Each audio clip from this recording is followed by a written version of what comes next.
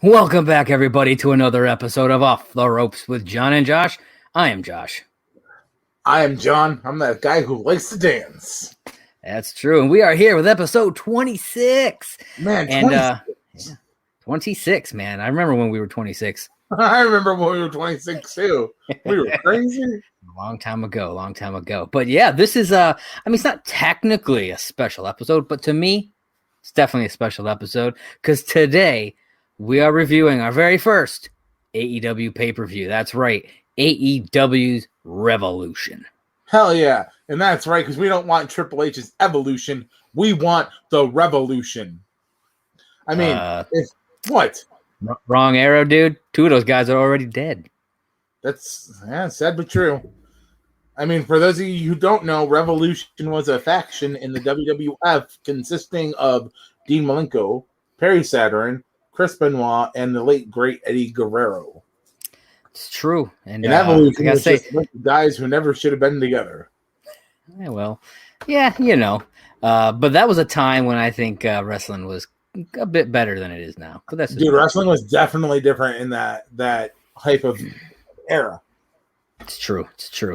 I had it. I lost it.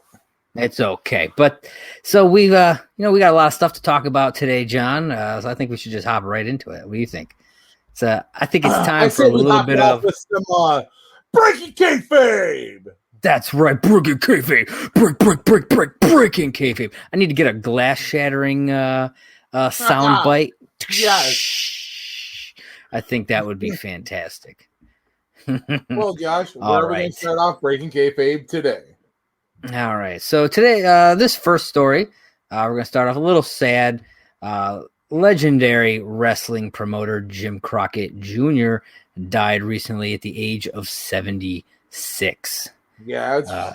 So WWE announced this death on, this was about a week or almost 2 weeks ago. I think it was right at the beginning of March. They announced this. It was first announced on that Wednesday by Rock and Roll Express member Robert Gibson on Facebook. He said, "Rest in peace, Jim Crockett Jr. You will be missed by so many." It was then reported in the Wrestling Observer by Dave Meltzer, who had reported the previous week that Crockett was in grave condition due to liver and kidney failures. So I guess this was something that was kind of seen coming. So, John, I want to get your thoughts on Jim Crockett Jr. passing away. I mean, I really didn't know much about him, but it's really sad to the wrestling industry. I mean, you figure Crockett Promotions is huge. I mean, it was one of the territories back in the day. I mean, Jim Crockett Promotions is what led to a lot of like the NWA territory and stuff like that. So this is a real hit in the wrestling business. Whether you're a young fan, new fan, I mean, hats off to a family. Like, that sucks. Yeah, and we got stuff from both WWE and AEW, putting out their which I thought was cool. Companies like this who, kind of feud with one another, able to kind of put that aside to, show their respects to a legend in the business. I think that was really cool. And it's definitely a sad day for the wrestling industry to lose someone like Jim Crockett Jr. So, man, sucks, but unfortunately, he lived a long life. So hopefully he lived a happy life. That's what matters. All right. So next we are going to hop into this next cool story that I'm kind of excited about. We got to see our first look at the upcoming Stephen Amell wrestling drama, Heels. Yes. John, what are your thoughts on this? I mean, I didn't get to see. I don't know if there was a trailer that dropped. I saw like stills. I didn't see any trailer or anything. I think it was just the pictures. Just the pictures, if I'm not mistaken. It was him standing next to the blonde dude in gear, and they look phenomenal. Yeah. So I can't wait to see this because honestly, looks really good. And we know Stephen Amell has a real passion for wrestling. So I think it's going to be a good combination. Yeah, so here we go. We got Stephen Amell over here on the left with the title belt on. I'm not sure who this guy is, let me see if it tells me, Alexander Ludwig. Okay. I don't really know the guy, but hey, you know what? That's cool. Well, from what I've heard from the story going around, is there's supposed to be brothers, real life brothers, who play enemies in the ring. Okay. Or they're a tag team or something like that. But and then we got this other shot here from behind. You see Ludwig's got the 2x4. Stephen Amell with the like the biker vest thing. What you know what it's called? I don't. There you go. So you watch Sons of Anarchy. You know the terminology. I mean, yeah. I'm actually pretty excited for this show. It's an 8-episode drama series set to premiere this summer on Stars. And yeah, man. After Stephen Amell left Arrow, we all wondered, what's he gonna do next? And it looks like this, and I'm actually really pumped for it. I've been wanting something in this vein for a long time. We had Glow. I never got around to watching Glow, but they had Glow, but you don't get a lot of wrestling kind of stuff, content like this, TV shows and stuff like that, movies. The other difference is Glow is all about all females, whereas a show like that, I know it'll probably be male based, but I mean, you can still put women in a show like that. Yeah. Whereas you got very limited male wrestling in Glow. That's true. But yeah, I'm pretty excited for it. I assume you are looking forward to it as well? So excited. All right, sweet. So excited. All right. So speaking of heels, I don't know. Sometimes he was. Kurt Angle teased a possible return right before AEW Revolution. People were going nuts thinking, oh my God, is it Kurt Angle? Is it Kurt Angle? Yeah, but he was overselling the fact that it could be him, which is what led me to think it wasn't him. Then the following day, during the night of Revolution, he trolled the internet, and apparently it was all for his new podcast. I gotta say, man, it was brilliant. I thought that was fantastic because when I first saw the article, it's just title Kurt Angle hints at comeback in teaser video, and I'm like, oh shit, that's cool. And then you watch the video and it's like to be continued at the end, and I'm like, because he's like lacing up boots and putting on his singlet and all this stuff. Oh yeah, and it's like oh shit, Kurt Angle's coming back. Okay, but then I went over to his Twitter page to see, okay, did he post something else to, as a follow-up? And sure enough, he did. And yep, it was just a big promo for his new podcast, which I thought was really funny. I mean, it might get me to listen to it. You're saying it's funny? Oh, it's true. It's damn true. And that was what he put on the Twitter post. Yeah, it was fantastic. Yes! Loved it. All right. Next up, Big Cass makes a return to wrestling, appearing with Enzo Amore on an indie show. It wasn't just an indie show. It was linked to Impact Wrestling. Oh, was it? Okay. Yeah, I didn't see that part. All right. But yeah, I think that's pretty cool. I mean, John, give me your thoughts on all this. Do you think we'll see them maybe wind up then in Impact? What do you think? I don't know if they're going to wind up in Impact. I think they need to go somewhere right now, and that's the fact. Because anybody who doesn't like Enzo and Cass, they're just a couple of haters. I mean, the way I look at it, you got Enzo Amore, who is like Luke Skywalker in the ring. He's got the gift of gab, and he's got the gift of jab. And you got Big Cass, who's 7 feet tall, and you can't teach that. You can't teach any of that.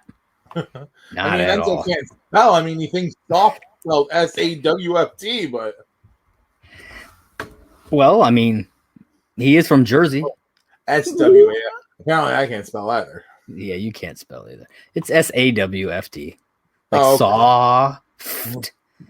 Soft. Like Josh's stomach. What would you like to see them do if they came back? You want them the tag team again? And I'm booking them. I would honestly bring them into AEW, who has the better tag team territory. Yeah, that's true. I would make them a face tag team to start. Actually, I would bring them in as a face because as long as there's a set of opponents in the ring, they're good because their stick only works when there's somebody in the ring. Fair but enough. I would book them strong to come in. I mean, they got viable opponents in AEW right now too, where they would have good competition for a while. Yeah, I wouldn't put I Gonzalez agree. on them right away though. I wouldn't make that mistake. No, we'll talk about a company doing stuff like that later. Ooh, yes. Ooh, yes. Burn. All right. So next up, you were talking about AEW. Speaking of them, Cody Rhodes says that apparently Pat McAfee been trying to get a job with AEW every other day. Oh yeah, he's calling been it, saying a lot of shit about Pat McAfee lately, trying to get jobs. Yeah, man. He claims that he's regularly making attempts to get hired. Like by regularly. Like apparently it's a lot. Yeah. And I mean, McAfee denies these claims, but I wouldn't be shocked because I mean, he just faded away from the WWE. I don't know what happened. You know, I actually started to like him. You know what I mean? And you know me, I was a Pat McAfee hater all the way through until right before he just up and disappeared. She's a hater. Total hater. But I came around on him and I was like, okay, this guy's really putting the work in and I could see something here. But yeah, he was really trying to elevate himself and show the world that he could do with it. And I think honestly, I don't know. I could see him trying to get a job with another company. Because WWE's not big on a lot of guys like that anyway. They like their sports athletes, but they don't like guys who can come in and start showing up workers that they've already got. Yeah. And I'm not saying McAfee was showing up people, but he was definitely putting an effort to be good.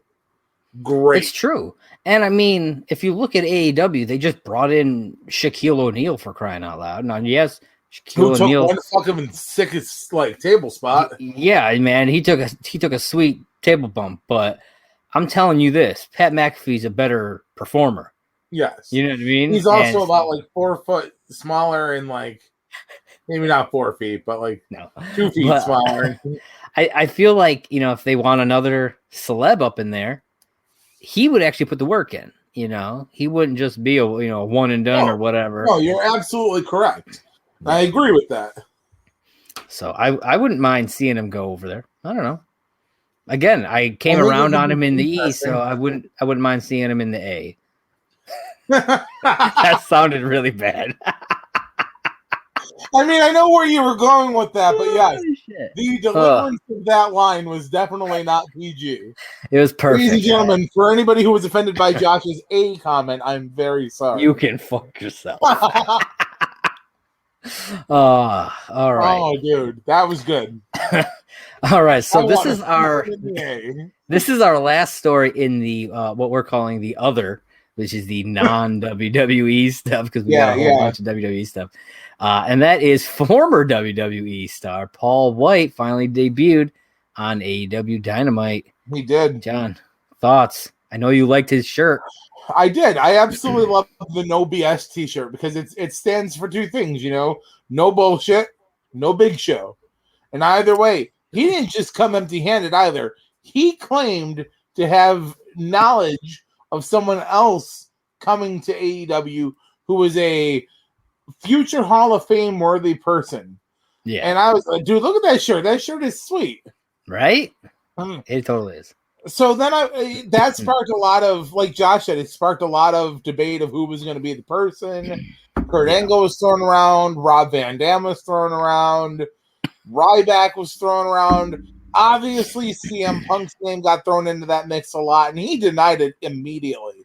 Punk was like, don't even fucking talk about me. Gets thrown around. Anytime it's like, a big wrestler is doing something, like, coming out of retirement, who's it gonna be? Everyone's like, it's gonna be fucking CM Punk. It's gonna be Punk. Never CM Punk, people. Never. And the one time it's gonna be CM Punk, nobody's gonna see it coming. No, he's just gonna do it. He's just gonna do it. He is, and that's the thing. Everybody's gonna be like, "Oh, it's Punk. I told you it was Punk," and you're gonna be like, "Fucking shut up," because it's the one time people don't think that it's gonna happen, because you can only cry wolf so many times. And I don't care what Punk says; he'll tell you right now, "I'm done with the company. I'm done with the business." You're not done with the business. You're never done with the business. The business will tell you when you're done. Yes, that I 100% agree with that statement. You are never done with the business until the business is done with you. Absolutely. Yeah. And Punk, I can straight out say, I hated CM Punk. Not just the character, but Phil Brooks. Yeah. And now I kind of miss the man, the myth, the legend. I miss the cult of personality. I miss it's clobbering time. You miss Disco Inferno. I do miss Disco Inferno. Fair enough. Scott Sterling. Fair enough. All right. So we're going to get into some WWE news now. Our first one, I thought was a pretty cool story. WWE superstar Big E launches an animated series to teach kids about Black history. It's a new series called Our Heroes Rock. It explores Black history's heroes through hip-hop and science fiction. Thought that was really cool. John, what are your thoughts? With that. I'm excited to see where the show goes. Yeah. I guess it's they launched a Kickstarter for it, and man, I hope this thing really takes off because it sounds really cool. Hip hop and science fiction talking about Black history. That sounds neat to me, man. It's like there's like nothing like that on TV. When we were kids. Right? The closest thing we had Magic School Bus and Wishbone. And I feel like the only other closest thing we had were those like after school special things. Like I'm just a bill. Oh, the yeah, that thing. That's like the closest thing I think that you get. It's history mixed with some music. Yeah, exactly. Hooking up words, hooking up phrases. Yeah, I think that's like the closest thing that we have had in our generation. So. Oh God, yeah. So yeah, I think this is it's cool, and it's funny because like when I heard about this, there was a video that goes on. He was being interviewed about it, and they use his real name, which I don't even remember what it was, to be totally honest with you. But I was like, oh shit, I never knew what his real name was. It's like okay. It was like a really unique name. Starts with an E. That's where the E comes from. Oh. I'd be honest, I didn't write it down, so I don't remember what it actually was. Because it's not like it was like Edward or something. You know what I mean? It was a very unique sounding name. But I was like, reporter. I was like, what? It's like, what are they talking? I was like, oh shit, yeah, that's right. His name's not Big E. Duh. And obviously, his last name's not Langston. Would have been cool. Theoretically, it could have been Langston. It could have been. It wasn't. All right. Now we're going to move into some NXT stuff specifically. WWE is reportedly moving NXT to Tuesdays amid ratings battle with AEW. I don't know if or when this will actually happen, but some citing I think it was a Bleacher Report, cited a very reliable source, said that NXT could be shifting to Tuesday night as early as April 13th. Dave Meltzer of the Wrestling Observer newsletter addressed the report, saying, says this was definitely a topic of discussion in WWE quarters on February 24th, but at least at that point, it was not final. I find the date of April 13th very interesting because that is the Tuesday following WrestleMania. Oh. And everything's on Peacock at that point. So it's like everything will be shifted. Yeah. And so I think if they're going to do that, I think that's probably a good time to do it. You're correct. Yeah. What do you think about the possibility of them moving it to Tuesday? I mean, personally, I think it would be beneficial.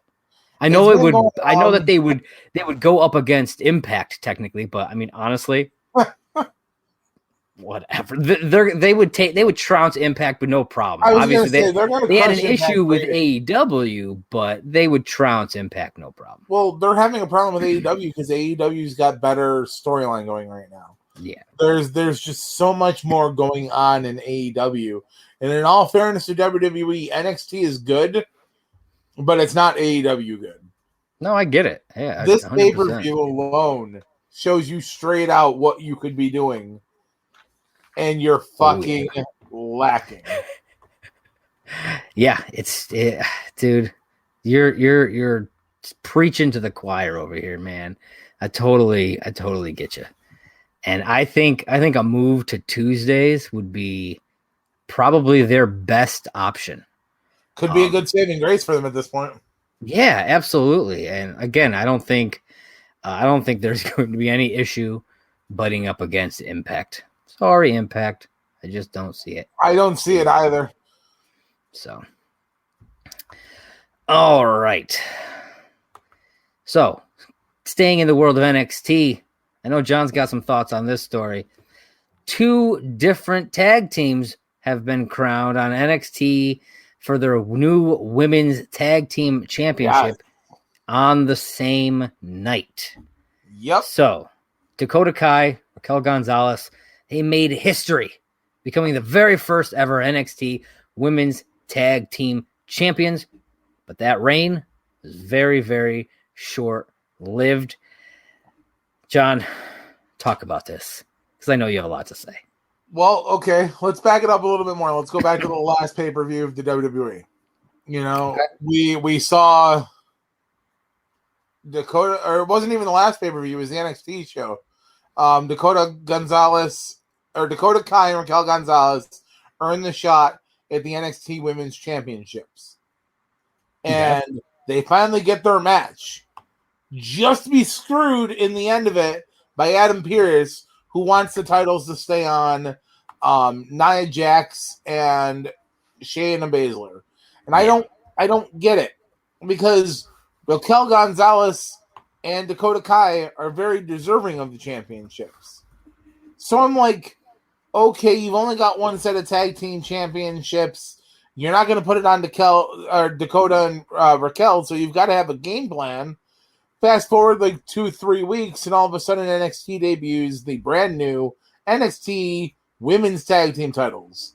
And I'm like, what? But you've only got like 2 women's tag teams in NXT. You've got Dakota Gonzalez and Dakota Kai and Raquel. And that's their tag name, Dakota Gonzalez. I like it. Dakota Gonzalez. And you've got Shotzi and Ember Moon. Name another women's tag team down there.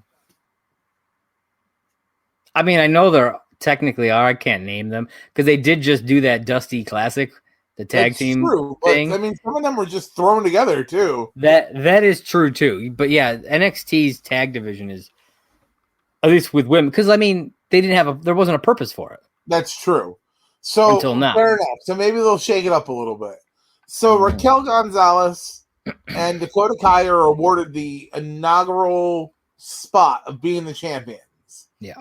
And then in true WWE fashion, what could either be played out in a storyline or done in some other fucking fashion, puts them in a match with Ember Moon and Shotzi Blackheart with the championships on the line that night, just for Shotzi and Ember to win. Yeah. And I'm like, what the actual fuck?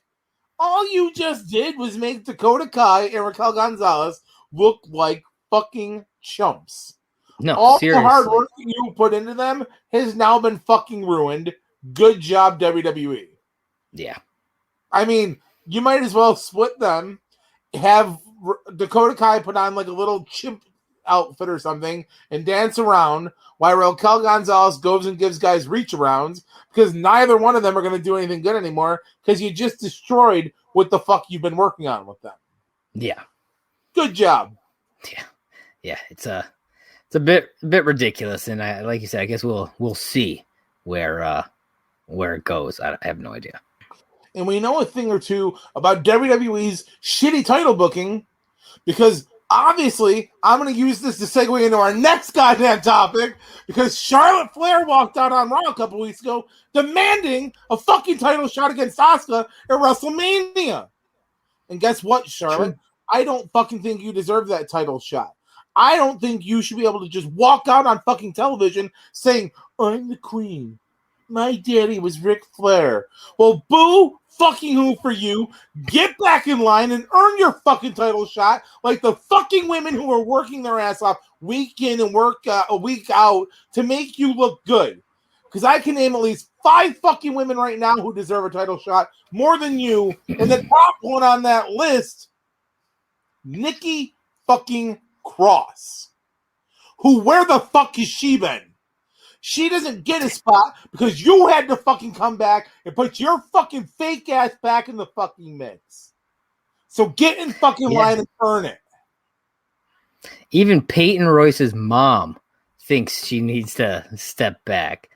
Because when that news came out, she tweeted, because WWE put out a tweet saying, with a picture of Charlotte, and it had the quote, I want the Raw Women's Championship. I want to face Asuka at WrestleMania. Okay.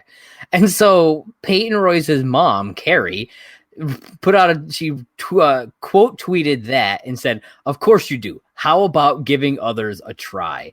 And I was like, shit, man, you got other wrestlers' moms getting involved in this shit. I get it because it's bullshit. She's been back for what, a couple of months maybe, and then probably like 4 at this point. Here's your fucking title. It's like, fuck you, man. That's what I'm saying, man. They just brought Rhea Ripley up. Give her the goddamn title shot. Fuck Charlotte. I'm so sick of her. Yeah, Nikki Cross, Peyton Royce, Rhea Ripley, Dana Brooke. Yeah. I mean, Peyton Royce went on Raw Talk and just went off about it. Yes, and she got really emotional about it, and I can't. I thought it was great. I thought it was fantastic. Now I don't know. I would love to I never really cared a lot about her. I never really did. She was never on the top of my list. But I gotta say, I've liked what I've seen from her lately, and I've really liked her passion lately. You know what I mean? And I would be okay if she got a shot. I really would. Well, especially if it meant Charlotte did not. It's just really shitty that all these fucking women are getting pushed aside for Charlotte every fucking turnaround. You can't say you're having a women's revolution when you're gravitationally having a title revolve around one person. It's true. We've talked about how bad of a booking that is for any company. Yeah. And I'm sorry, WWE is really fucking up with if they're going to put Charlotte in that main event against Asuka, and they're not going to give any other woman a shot. Like, make it a triple threat, make it a 4-way. Fuck, bring back the beat the clock challenge, dude. That'd be cool. Yeah. Do something that's going to make me want to watch the match. Yeah, but the women aren't the only one this is happening to. And I know you have a lot of thoughts on this next piece. Man, you were just trying to get me worked up tonight. And that is Bobby Lashley winning the WWE Championship from The Miz. Like right after he won the fucking thing. 8 days. 8 days later. 8 days. 8 days. For those of you who understand that reference. So this is what my thought process on this is. Even Bobby Lashley, I will defend him to this point. Bobby Lashley went on Twitter and said that Mike the Miz Mizanin deservingly needs to be WWE champion. And it was a business move. And I wholeheartedly understand it was not his call to be the WWE champion. Yeah. However, again, in true WWE fashion, you took a guy who has been busting his ass for 10 years to elevate himself. And it has been almost, I believe, if you were to Google search it right now, it has been about 10 years since Miz was on top of the business. You know how I know that? Because another guy who WWE recently cast out, you know him, is doing his 10-year relaunch podcast, MC, A True Long Island Story, is now on any platform where you can listen to podcasts, and he's talking about how it's 10 years later from his original recordings. And Miz is the WWE champion going into WrestleMania. Yeah. How fucking funny that 10 years later, the Miz finally gets another opportunity to have a run into WrestleMania, but oh wait, no he doesn't, because the almighty Bobby Lashley, the almighty has to be on top of the game because Bobby Lashley's dick is the biggest. Fuck you, Vince. And it has been just over 10 years. I just looked it up. It was November of 2010 that he won that title. See? Mm-hmm. Now I've already told Josh this, and I'm gonna put this out here on the podcast because I want people to know this.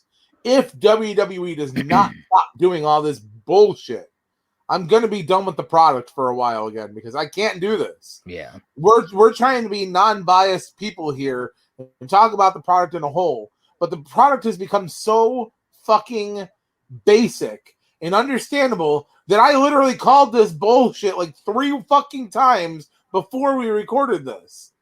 Yeah. And I'm sorry, the product is becoming so basic and fucking stale that you're getting the same people shoved down your throat over and over. Whatever happened to us, the fans, having say in who we want to see at the top of the company?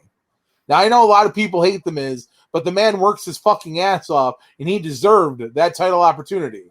But now all you've managed to do is make him a statistic in cashing in the Money in the Bank. But oh, wait, doesn't matter because he lost the title anyway. Yeah, and in my opinion, they've really just sullied the reputation of the Money in the Bank. Because first, Otis had it. Yep. Like, he's the one who won. They didn't know what to do with it. Like, they didn't know what to do with that. They're like, oh, shit. We gave to Otis? What do we do? And then, it got moved over to The Miz. And then this. So what was the actual point? It's like, why not just fucking say, okay, Bobby Lashley, you can win the Money in the Bank. Right. You know what I mean? Like, what was the point? There was no point, in my opinion. Lashley didn't wrestle in the Money in the Bank last year. Could have. I don't. It bothers me. Or no, wait. It really just. I mean, no matter if I don't honestly remember, it was so long ago. No matter what, the whole thing is stupid. There was no way they were going to give it to Otis in the first place. No, not at all. It was all just he's the guy. Let's do some funny joke stuff. And then either he's going to cash it in and lose, or they're going to do what they did. Yeah, they did what they did. And I mean, but then to do this to the Miz, yes, now he's a 2-time champ, but he had it for 8 fucking days. Yeah, I was going to say that was it. I mean, yeah, he'll have the statistic of being a 2-time WWE champion, but is the second title really mean anything when you held it for 8 days, defended it once, and lost it? And then why did Bobby Lashley get a title shot? Why was that even granted? Why was Drew McIntyre not given a rematch? Yeah. Like, it's a whole lot of bullshit. Now, if they wanted to have the Miz and Lashley feud up to Mania or something, I'd have been fine with that. But this whole thing, it was bullshit. Yep. Yeah. I feel really bad for Miz. He's really grown on me over the years.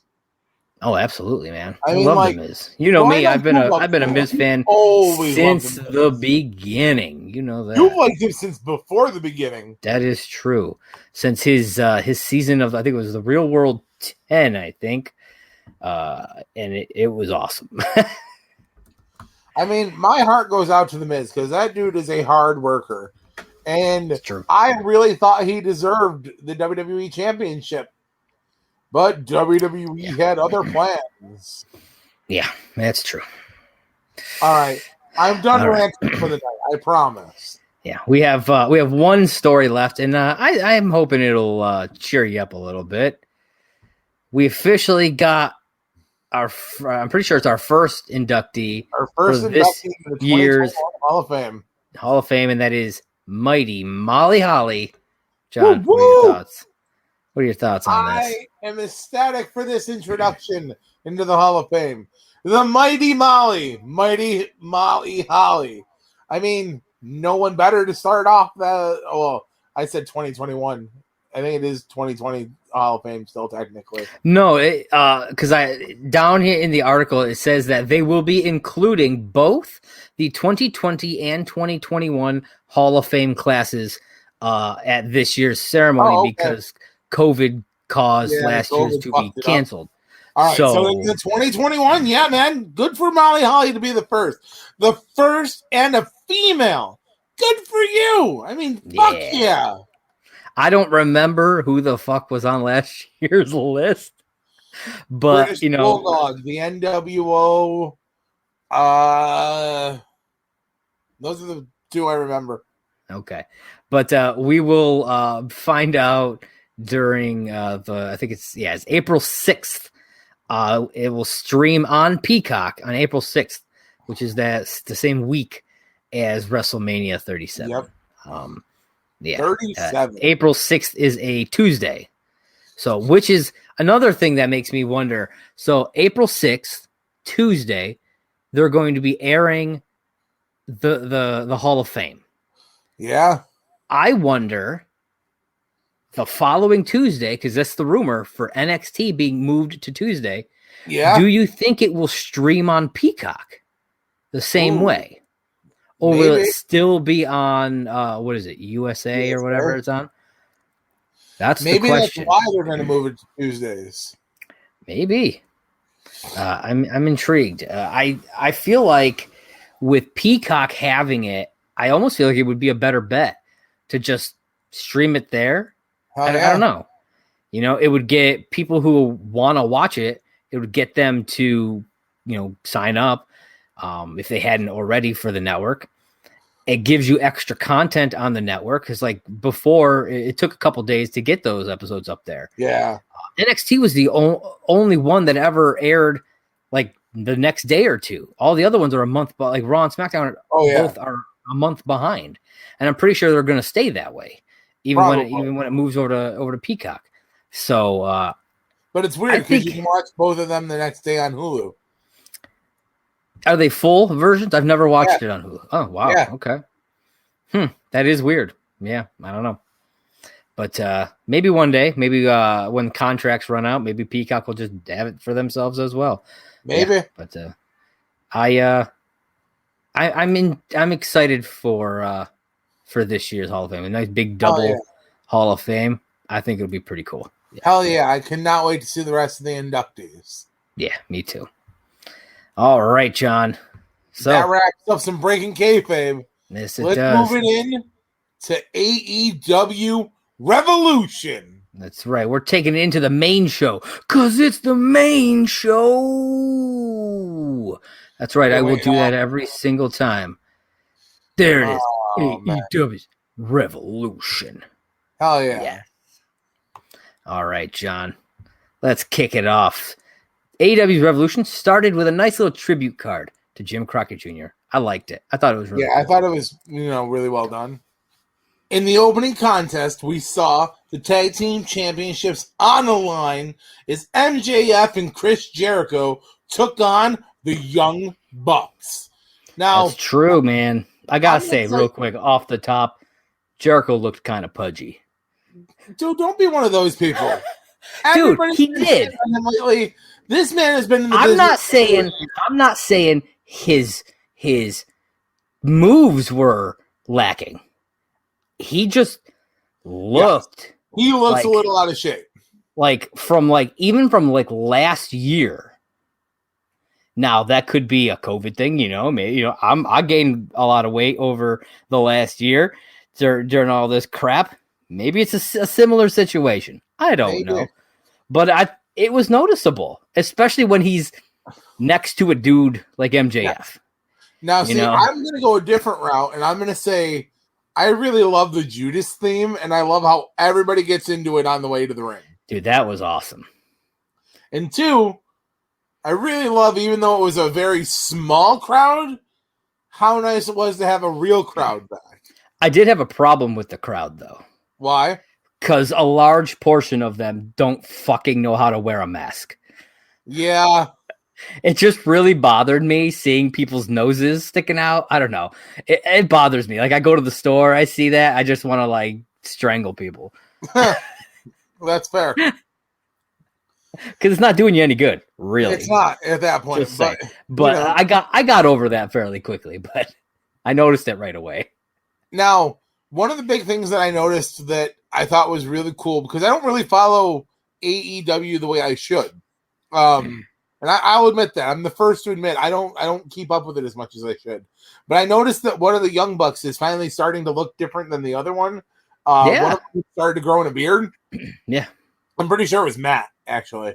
And I'm like, that helped me to really be able to tell who was doing what in the ring. Yes. And I also love commentary, because even though JR wasn't feeling 100%, JR was still there.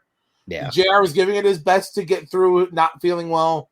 Yeah. And I love that, like, it's not all about, oh, hey, by the way, did you see that happen last Friday? Yeah, it wasn't like what WWE does and is like 80% commentary or 80% color and 20% play-by-play. They actually had a good mix of the two. Did you notice the throw out to Matt Jack or one of the Jackson's kids for designing the tights that they were wearing at the show? Yeah. I was like, well, that's really special. And then the other one's wife made them. Yeah. I thought that was really cool. Like, fucking awesome.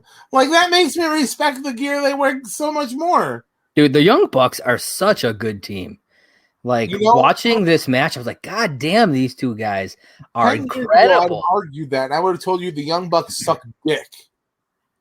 But yeah, no, Young Bucks really impressed me in this match. Well, yeah, because like you have said stuff like that before, where like that you didn't really care for them, in the past. And I was like, I'm watching this match, I'm like, shit, I don't know what John's talking about. There's one reason why I hate them so much, and it happened in this match, and that it took me out of the ending of the match, but I liked it anyway.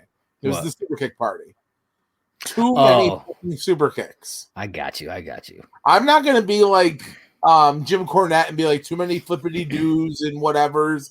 I think that's what makes the Young Bucks who they are. Mm-hmm. And don't get me wrong, the Meltzer driver is a really great double team move, but too many fucking super kicks. And that's a finisher, guys. Come on. You start throwing one out here, you start throwing one out there. The next thing you know, the mailman's pregnant and you're fucking it's missing. It's true. I did like though, like you say too many super kicks, but there was a point during the match I thought was really funny where Matt did like a fake super kick. Yes. And then DDT and then dropped a DDT. I was like, yeah, that was good stuff right there. I love that. I really like how Jericho and MJF work together. Thought that they had a really good dynamic as a tag team. Yeah. Which I'm gonna foreshadow that and say after the match when they were talking about like the whole war room, I saw the rift of what was coming there.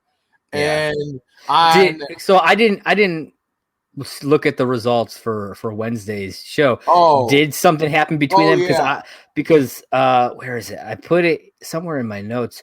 Where it felt like there was going to be some sort of rift between the two of them. Oh, there is. Yeah. MJF turned on Chris Jericho and sided with Dax Shepard and Dax Shepard. That's an actor. No, or sorry. The former FTR. Oh, okay. He sided with them and Sean Spears, and the four of them beat the shit out of Chris Jericho. Oh, wow. Okay. Yeah. Dax Hardwood. Yeah. There you go. Yeah. I had a feeling something like that was going to happen. Oh, yeah. Dude, at the end of the match, you could tell something was coming. Yeah. Like, they foreshadowed it really hard, and then they steered into it, and I like that. I'm okay. Yeah, but like you said, it seemed predictable that it was going to happen, but not in a bad way. No. It wasn't a bad kind of predictability. And now, I dig there that. was a lot of great shit in this match. Oh yeah, man! Flip over Canadian Destroyer, dude. It was a whole series of stuff. It was Nick doing it. He did like an X Factor. He did a moonsault. That flip over Canadian Destroyer. He was just going all over the place. There was a pair of high crossbodies. Dude, it was nuts, man. It was nuts. I know that at one point they did a shout out to Motor City Machine Guns. Yes, which I thought was cool. They even included the hand sign. I was like, oh shit. Now, obviously, if you haven't seen the pay-per-view, spoilers, obviously, the Young Bucks retain their championships. This was a hard-fought match, though. This wasn't... If Jericho and MJF had won this, and this would have went the other way, where, like, MJF and Jericho were going to start a title reign, I'd have been fine with that, because this match... there was a Judas attempt at one point, and fucking Jericho back elbows fucking MJF right in the face. Yeah. There was a code breaker. I mean, you got vintage Jericho. I'm still talking about it. I'm like, yeah, the Young Bucks win. He did a lion salt like I feel like fairly early on. Yeah, fairly early into the match. Yeah. I was very shocked though. He could, no offense, still get over. Well, that's like I said, he looks like he's gotten a little pudgy, but he still had all the moves, man. Still had them all. And that's what makes me respect his talent. I don't necessarily respect his, personal, in his personal life. He's, some stuff going on there, but his talent in the ring, 100%. He's got my respect for that. Yeah. Now, like I said, Young Bucks retain their championship. And so, well, I mean, it's deserving. But then it sets up for the next match in the night. The next match being I believe it's 10-team casino tag team. Try 15, sir. It was 15? 15 teams. Casino tag team battle royale. With the winners. It was tag team opportunity. I believe, I have the rule card for the Casino Tag Team Royale. Like I said, 15 teams. Order of entry was selected by a lottery, as it says here. There were 2 tag teams that started the match, and then every 90 seconds, a new tag team would enter the match. Now, I want to start off real quick before I get into the rest of those rules. At the beginning, I felt the 90 seconds was too short. Really? I had no idea how many tag teams were going to be in this match. Oh, okay. I'll be honest, I thought it was 8 tag teams. There was almost twice that many. So I'm like, why are they going so quickly through this fucking thing? I feel like maybe if I had known there were 15, I might not have felt that way. But like I said, I thought it was 8. And I was like, Jesus Christ, they're already almost all out here. And it's like only been like fucking 6 minutes or 10 minutes or whatever. I don't even know. But it felt real fast at the beginning. So then you can be eliminated individually, and your team can still stay in as long as you have one member in. Yep. Tag teams are eliminated when both competitors have been eliminated. So that was kind of interesting trying to keep track of as I was writing my notes. Yeah. Match goes until there's only one competitor or team remaining, and that team gets a shot at the AEW Tag Team Championships, who we just saw. We just saw who those were, and that's the Young Bucks. So the winners of this go. Did they face them on Wednesday, or is that for something later? Sure, they faced them Wednesday. But even if they didn't, I didn't really get a chance to keep up with Dynamite this week, and it sucked. Yeah. Okay, so I'll be honest. I don't want to go through bit by bit. Don't. I am going to list the 15 tag teams. Go ahead. I'm just going to go down through them real quick, and then we can kind of talk about some stuff throughout. There's some interesting stuff you want to mention throughout. Okay, so it started off with the Natural Nightmares, Dustin Rhodes and QT Marshall, and the Dark Orders 5 and 10. Those were the first 2 to start the match. I'll be honest. I thought it was a little slow to start. I'll be real. It was a little slow. Quick, just to say that. So then we also had Santana and Ortiz, Matt and Mike Sydal, which I thought was cool. I liked seeing Matt Sydal do some stuff. I feel like it's been a while since I've seen him. Brother. Yeah. Then we had some more Dark Order. We had Dark Order's Evil Uno and Stu Grayson. Then the Gun Club, Austin and Colton Gunn. Yep. Billy Gunn's kids there. I thought that was cool. Look just like their daddy. Dude, freaking legit. Then we had Peter Avalon and Caesar Bononi. I had to look up Cesar Bononi's last name because I was like, what the hell was his last name? I literally had to Google him because I was like, I have no idea what that was. The Varsity Blondes, Brian Pillman, and I didn't catch his partner's name. It's Griffin. Something Griffin. Something Griffin. Okay. Yeah, stuff was said so quickly, I just did not catch it, and I forgot to look that one up. But that's the Varsity Blondes. I thought that was a pretty cool name, and I liked seeing Pillman Jr. doing stuff. Playoff of his dad's former. Yeah, I thought it was cool. I dug it. I liked it a lot. Then we had Bear Country, which is it's Bronson Reed, right? Is that who that is? No, Bronson Reed's NXT. Oh, well, they called him Bronson, so I assumed it was Bronson Reed because he was a big dude. Oh, no, Bronson Reed is NXT. Oh, okay. So it's somebody else named Bronson and another guy named Boulder, apparently. Then Jungle Boy and Luchasaurus. Let's see. Boulder. Then Butcher and the Blade came out. Yep. Then Private Party. Yep. SCU, Daniels and Kazarian. Yep. Then Death Triangle, which was Rey Fenix and Pac. Who I didn't realize was Neville. I didn't even know he was over there, to be totally honest with you. I was like, holy shit, that's fucking Neville. I was like, what? I thought that was pretty cool. And then the 15th and final team was a third Dark Order team, John Silver and Alex Reynolds. All right, John, now that we got the teams out of the way, let's talk about this match. So, first and foremost, I did not realize Evil Uno was an actual wrestler. What do you mean? What did you think he was? I just thought he was the mouthpiece of the Evil Order. Oh, okay. You've seen him. Yeah. Heavy set guy who usually stands there and gives orders. I didn't realize that he wrestled as well as managed. Oh, okay. I just assumed everybody in the Dark Order wrestled, to be honest with you. Everybody except for speaking of, boom, had to show that off. Dark Order respect. So, my first note and foremost, Dustin looks phenomenal, dude. He totally did. Now I love their team name, the Natural Nightmares. I love that. That being said, I think that this match had so much going on at one time that I love that each team was allowed to have their moment to shine.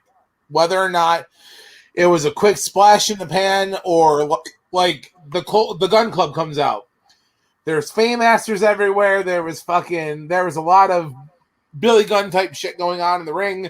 I like that they have like the classic Billy Gunn look with the whole Billy and Chuck, like the headbands. And I thought that was really funny. Because I'm like, haha, I see what they're doing there. And I love that they're the Gun Club because they're guns. Yeah. Yeah, I like that a lot too. We had a lot of crazy eliminations going on throughout this whole match. It was so hard to keep up with some of it.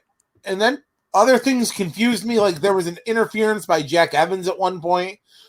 Yeah, I guess he was under the ring or something. I don't know. It was so fast. It happened so quickly. And he came out of nowhere. Yeah, he came out of fucking nowhere. Who did he eliminate? Let me see if I can find that. But he came out of nowhere. Oh, he eliminated 10 from the Dark Order. Yeah. So he just pulled him down from off ring side. I was like, what the fuck is going on over here? Where did he come from? That's another person I want to talk about really quick. And I want to focus on him for a second. Okay. There's not much about the Dark Order I know. And I'm not even going to try to act like I do and play it like I did research. But 10 is a very impressive physique, moveset, and natural-born athlete in that ring. That when I watched this match, I was like, man, this guy's fucking good. And then I was like, he also has a lot of dedication to his gimmick because he had the big 10 tattoo on his chest. And then about halfway through, I noticed that it was gone because he had sweat and it was just makeup. And I was like, okay, that's fair. Yeah. I guess you're not going to want to walk around with a huge 10 tattoo on your chest because then in your free time, you've got to explain why you've got a huge 10 tattoo on your chest. It's true. But I was like, he's a really impressive looking dude, and like, not many guys that size who can move the way he does and perform in the ring the way he does. And I thought that needed to be appreciated for a moment. I think that sometimes, you know, when you're watching wrestling, you tend to not think of it as an entirety. And I mean, the Dark Order is a big group of people, and they had the odds in their favor in this match, having 6 men in this match, as opposed to all the other guys. Yeah. And now there was something else I wanted to kind of point out as far as these teams go. So there was a moment where Benoni almost got eliminated by the Gun Club. But then, because you were talking about the Gun Club, then QT comes out and eliminates both members of the Gun Club at the same time. And then Dustin was not happy about this because apparently the Gun Club is part of the Nightmare family. Yeah, they work with the Nightmare family. I was like, okay. And then QT just eliminates himself. Yes. It's like, what? I was like, okay. Apparently, I don't know if they covered anything about this on that this past Wednesday. But I don't know. I want to get your thoughts on QT just eliminating himself. He gave them the opportunity to still be able to get a tag team title shot, but he really dwindled down the opportunity. Yeah, it's like, why did he get?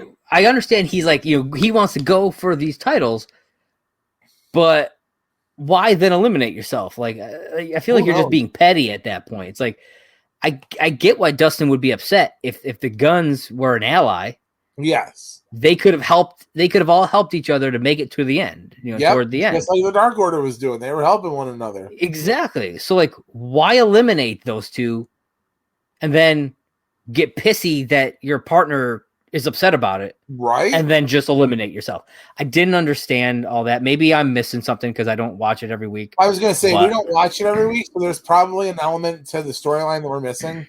Because I know, like, Dustin and QT didn't want to team up originally anyway. Oh, okay. It might have something to do with that. Okay. Yeah. I will say this, though.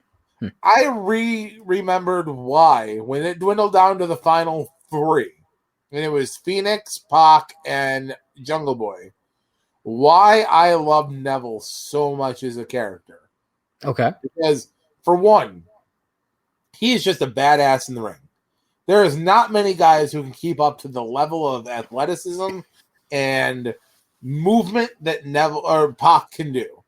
And I told you this the other day. If I could book Pac in a fantasy match, it would be Pac versus Ricochet. And I've decided to up this element one more and make this a triple threat and put Will Ospreay in there as well. And I know you really don't know who Will Ospreay is, but I know the name though. I have heard the name. He's been in WWE a couple times for like help out and like filler talent and stuff like that. But Will Ospreay is the kind of guy who he will put his body through 5 fucking bumps, 3 of unnecessary, 1 to make himself look good, and 1 because it was actually should have happened. Yeah. So, I mean, the ending of this match was phenomenal because they made it look like Jungle Boy was going to come back and win. And I was like, when it came down to the final 2, and it came down to Ray Phoenix and Jungle Boy, it was off the chain, man. Yes. Like, their match together was just fantastic. Dude, Phoenix suicide dove Senton out of the middle rope and smashes his back on the freaking guardrail.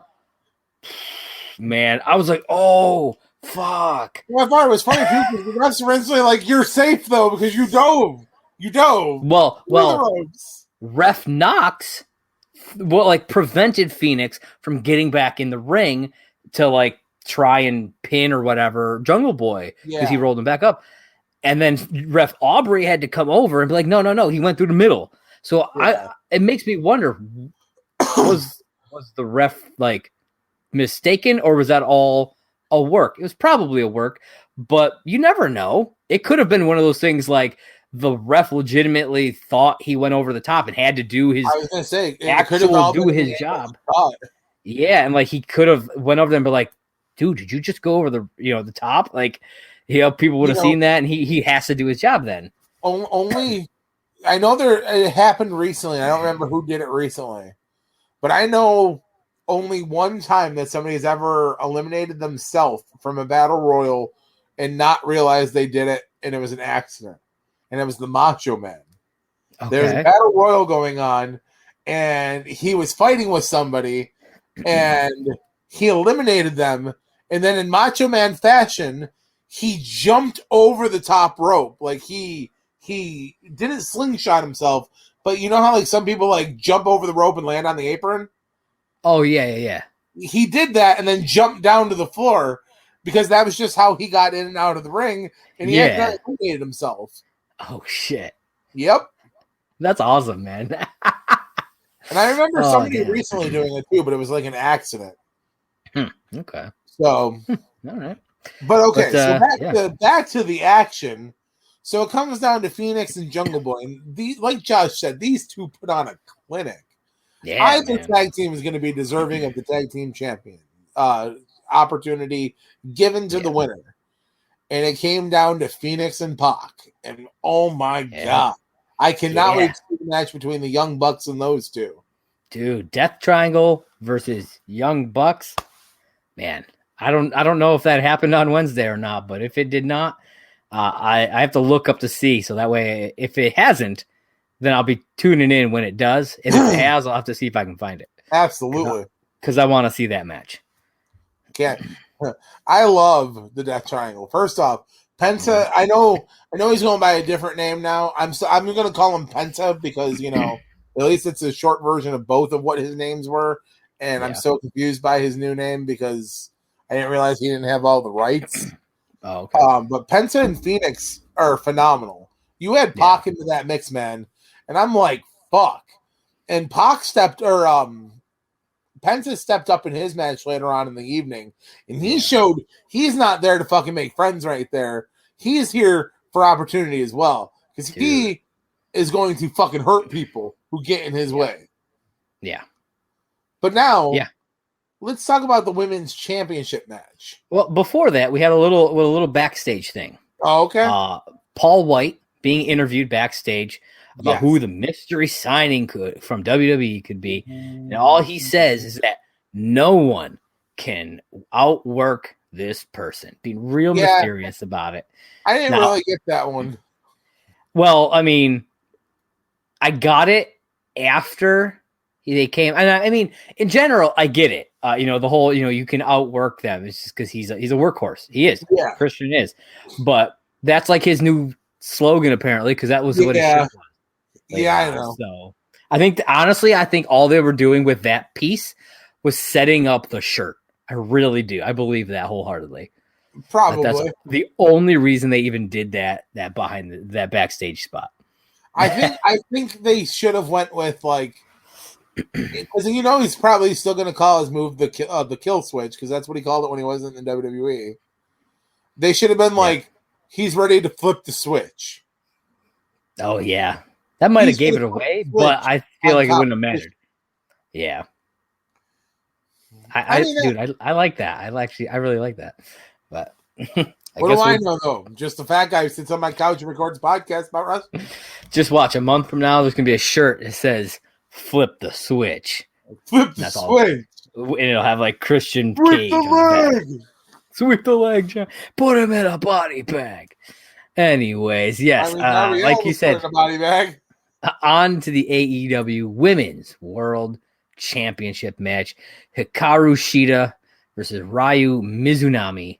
Ooh, very good pronunciation of both names. I know, very man. Impressed with you. I tried to pay attention to the way they were doing it, the way they were saying their names. Dude, Ryu Mizunami is a fucking tongue twister of its own. It's true.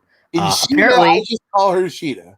Yeah, apparently Shida has never beaten Mizunami. They wrestled to a draw 3 times. Yep, not in 100 years was. Yeah, Mizunami was confident that she would beat Shida in this match, or at least that Shida would not beat her. So yes, let's dive into that. Well, so with that being said by Josh, this match, because there's an actual name for the style of women's wrestling in Japan, and they fought that style in this match, and it's man, hard. This was a really fucking hard match. The pace was slowed down a little bit. The match was great. Don't get me wrong. This was a great match. There was like a couple things about it that I was like, I didn't really care for that. Like, they did this whole chops and dance thing. I felt like it got a bit much. It did, in my opinion. I felt like it was just a little bit too much. It out for me as a move in this match was there was a straight jacket German suplex. And you know me, I love the straight jacket move set. And I'm like, I have never seen that done before, but next time Josh is here, practicing that move. Hey, man. I'm okay with that. Now, this match, I didn't know what to expect because I really don't know much of Shida, and I don't know much about Ryu either. Or Ryo. I think it's Ryo. It's either Ryo or Rio. But I'm Rio. Like, I don't know much about either of these women. So I don't really have backstory to be like, oh, their matches are phenomenal, or the past matches that they've had are phenomenal. I mean, I have heard a lot of good, like really, really good things about Shida, like from other AEW fans. Yeah. I had never heard of Mizunami before. I'm sorry. I had never heard of her either, which was kind of crazy. Yeah. But this match, I mean, it held its own. Like it was a solid match.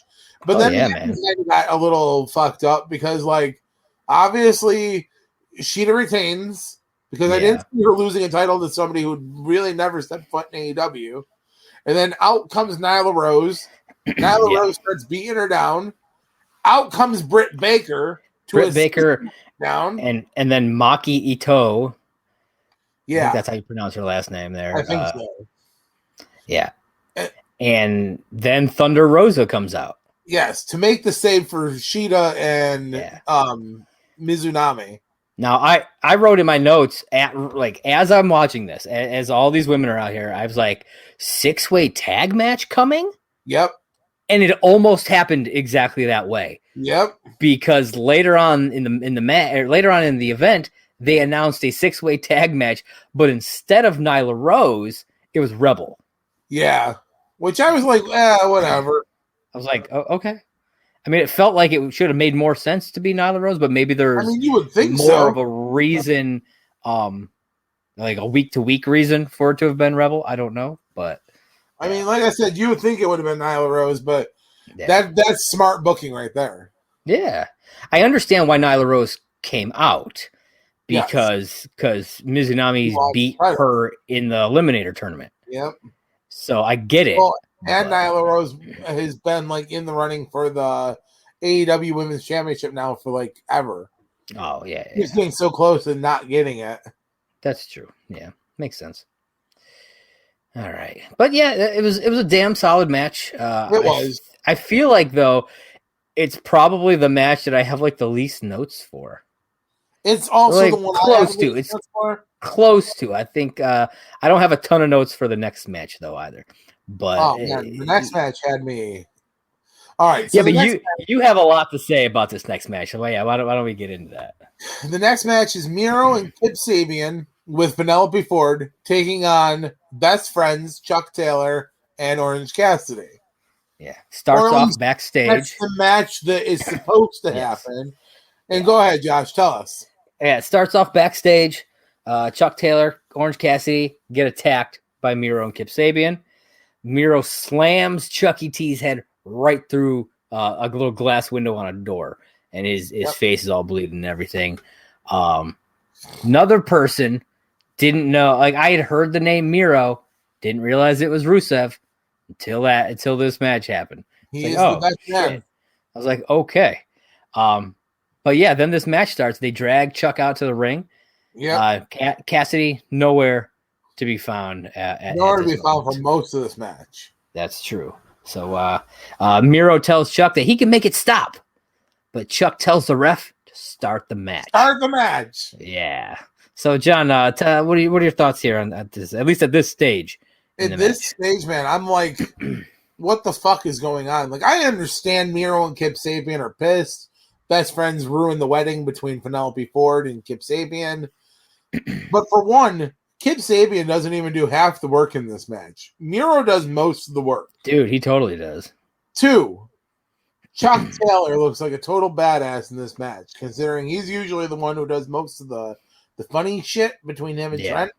And so Trent's already out. Trent's injured because of Where's Trent?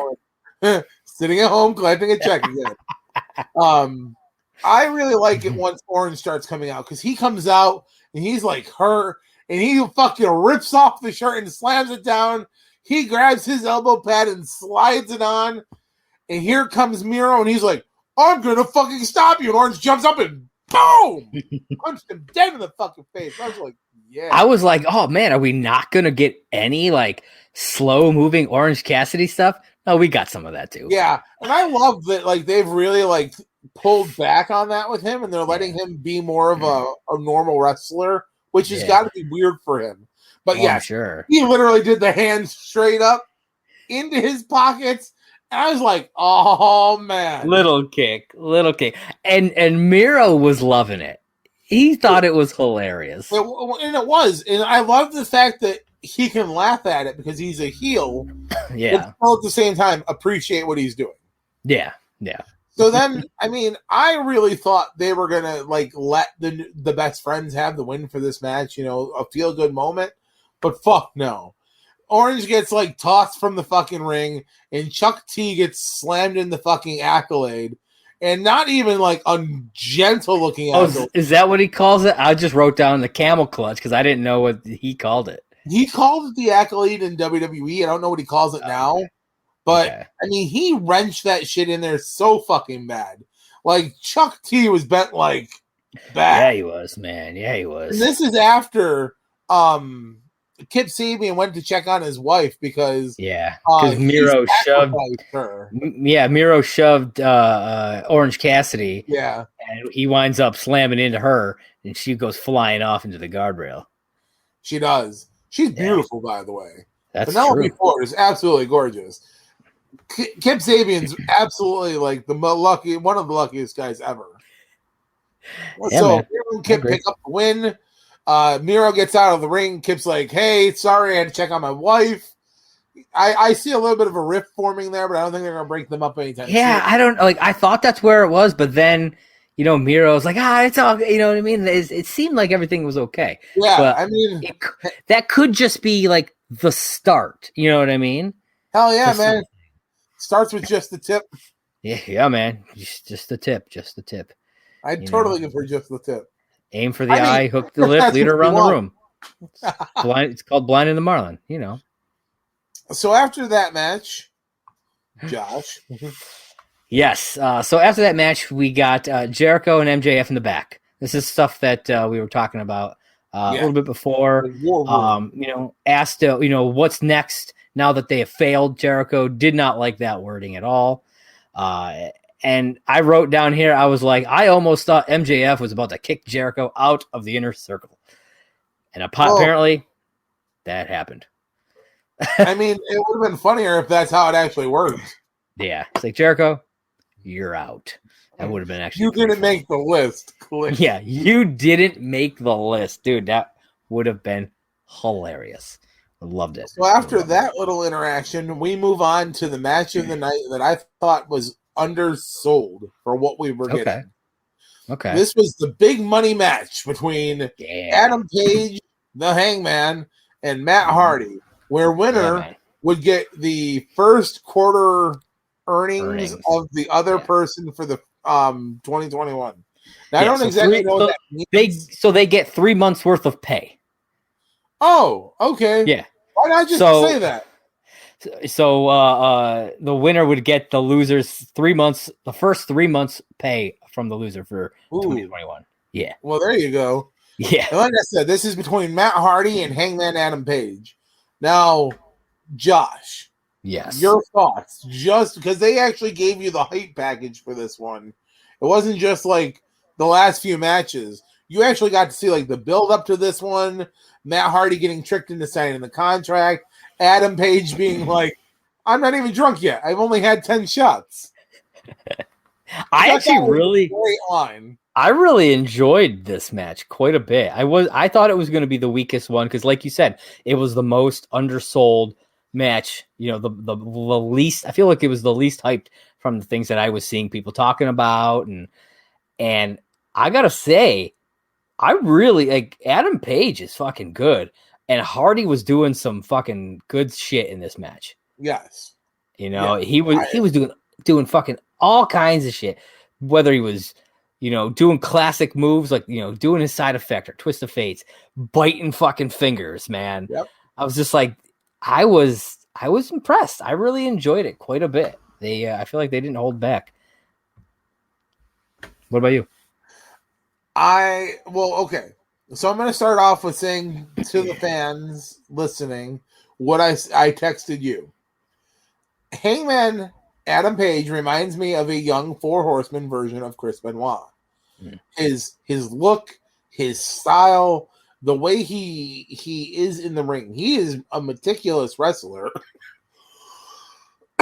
There isn't nothing that man does that isn't calculated and well thought out. Including his finisher, the buckshot lariat, which I think is a great fucking move. There isn't many moves that are done like that today where as long as I have been watching AEW or at least the highlights here and there, I have never seen anybody reverse that. And I saw that today. It's either usually he doesn't even get over the ropes and somebody stops him, or he gets in and barely misses with like somebody will duck it. But I actually saw the first ever reversal where he was caught into it, and I'm pretty sure Matt side effected him from it. I think that's what it was. But either way, it was reversed like mid-move, and I was like, "Oh fuck!" And then was that when he did when he did the side effect and then got him up and did a twist of fate and tried to pin him? I think so. Okay, I'm pretty sure because he did that. I know too, but he couldn't get the pin. Yeah. And then the only thing that really ruined this match for me was the interference from both sides. Yeah, we had Private comes out to help Matt, and I'm like their interference was really like dumb. At least the Dark Order got like they were there for presence, pretty much. Yeah, but like I mean, Private Party did what they needed to do at the time was distract the ref. I know, but like I don't like the way like they're sauntering around like. Oh, I'm just standing here. Yeah, but I feel like from what I have seen of them, it seems like that's kind of their attitude. It almost made me expect the ref to be like, okay, you guys need to leave. And one of them be like, what, you're kicking me out because I'm black? I would hope that they wouldn't go there, but I mean, I hope they wouldn't either, but that's almost the feeling you get. Yeah. But like I said, Matt Hardy gets Hangman Adam Page on the ringside. He hits him with a huge fucking forearm, and the Dark Order catch him and put him right back into place. Dude, that was awesome. I thought, like you said, between Private Party and Dark Order's use of interference was far superior. Oh, yeah. Far superior. Now, obviously, Adam Page gets the flip over, hits the buckshot lariat, grabs the 3 count for the win. Yes. Dark Order getting to celebrate with him as he picks up the win. And I love that Colt Cabana brings out a couple beers for Adam Page. And then I wrote that down. I was like, they celebrate with some beers. I love, though, he hands Adam Page one of the beers. Adam goes to sip it, and it's backwards. I don't know if you caught that. Oh, I didn't. He goes to like sip it, and then he's like, oh. I was like, of course. That's funny. I really think, I said, though, I think this match, for being so undersold on anywhere on the card, this was a great match. Yeah, I agree, man. Both men really put 100% into letting the fans have what they were getting from this match. Yeah. Like you said, you got a lot of vintage Hardy. You got some really great work from Adam Page. I don't really have anything like hating on this match at all. Yeah. No, I agree. I thought it was solid. But then it led into a definitely more, I guess, just a crazy. I mean, I don't know how much more words I can come up with for that, but the the face of the Revolution ladder match. Yes. This match was wild, man. With The purpose of this to capture the brass ring that's held above the actual ring, and that thing looked like a hemorrhoid donut. I'm just putting that out there. It did, but I thought it was really funny that it's the brass ring. Yeah, it made me think of Zack Ryder. Yes, and that honestly made me really sad that he's wrestling in AEW right now, because he would have fit this match so well trying to grab the brass ring. Mm-hmm. Yeah. Now, the winner of this match not only gets to carry around a brass ring with them, but they're guaranteed a AEW TNT title match, and it was for Dynamite like that following Wednesday. So the brass ring is essentially the Money in the Bank, essentially, right? Yeah, essentially that. Now, this match consisted of Max Caster, Lance Archer, Scorpio Sky, Penta, Cody Rhodes, and a to-be-determined opponent for that night. Yeah. And the to-be-revealed, I'm sorry, I shouldn't say determined, it was to-be-revealed opponent, was All Ego Ethan Page, who had just jumped ship from Impact Wrestling. He was the Karate Man. We talked about that a little bit. Yeah. This one starts off with Max Caster in a very, in my opinion, weak rap, man. Yeah. I literally put that, I was like, weak rap. I put that in my notes. I was like, man, for a guy who claims to be a rapper, that rap sucked. Dude, it did.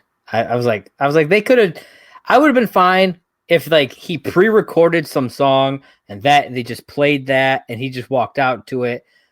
I didn't need that, man. Nope. That was pretty horrible. Yeah. I really don't have a lot of notes for this match. Not because it wasn't a good match. I was really enjoying the action of this match, and I didn't want to have to keep looking down and up and down and up. I get it. I have notes throughout, so I'm sure we'll talk about some stuff that I got written down. Take the lead. Well, okay, so I mean, right away we get Archer taking people out with the ladder, which I thought was good.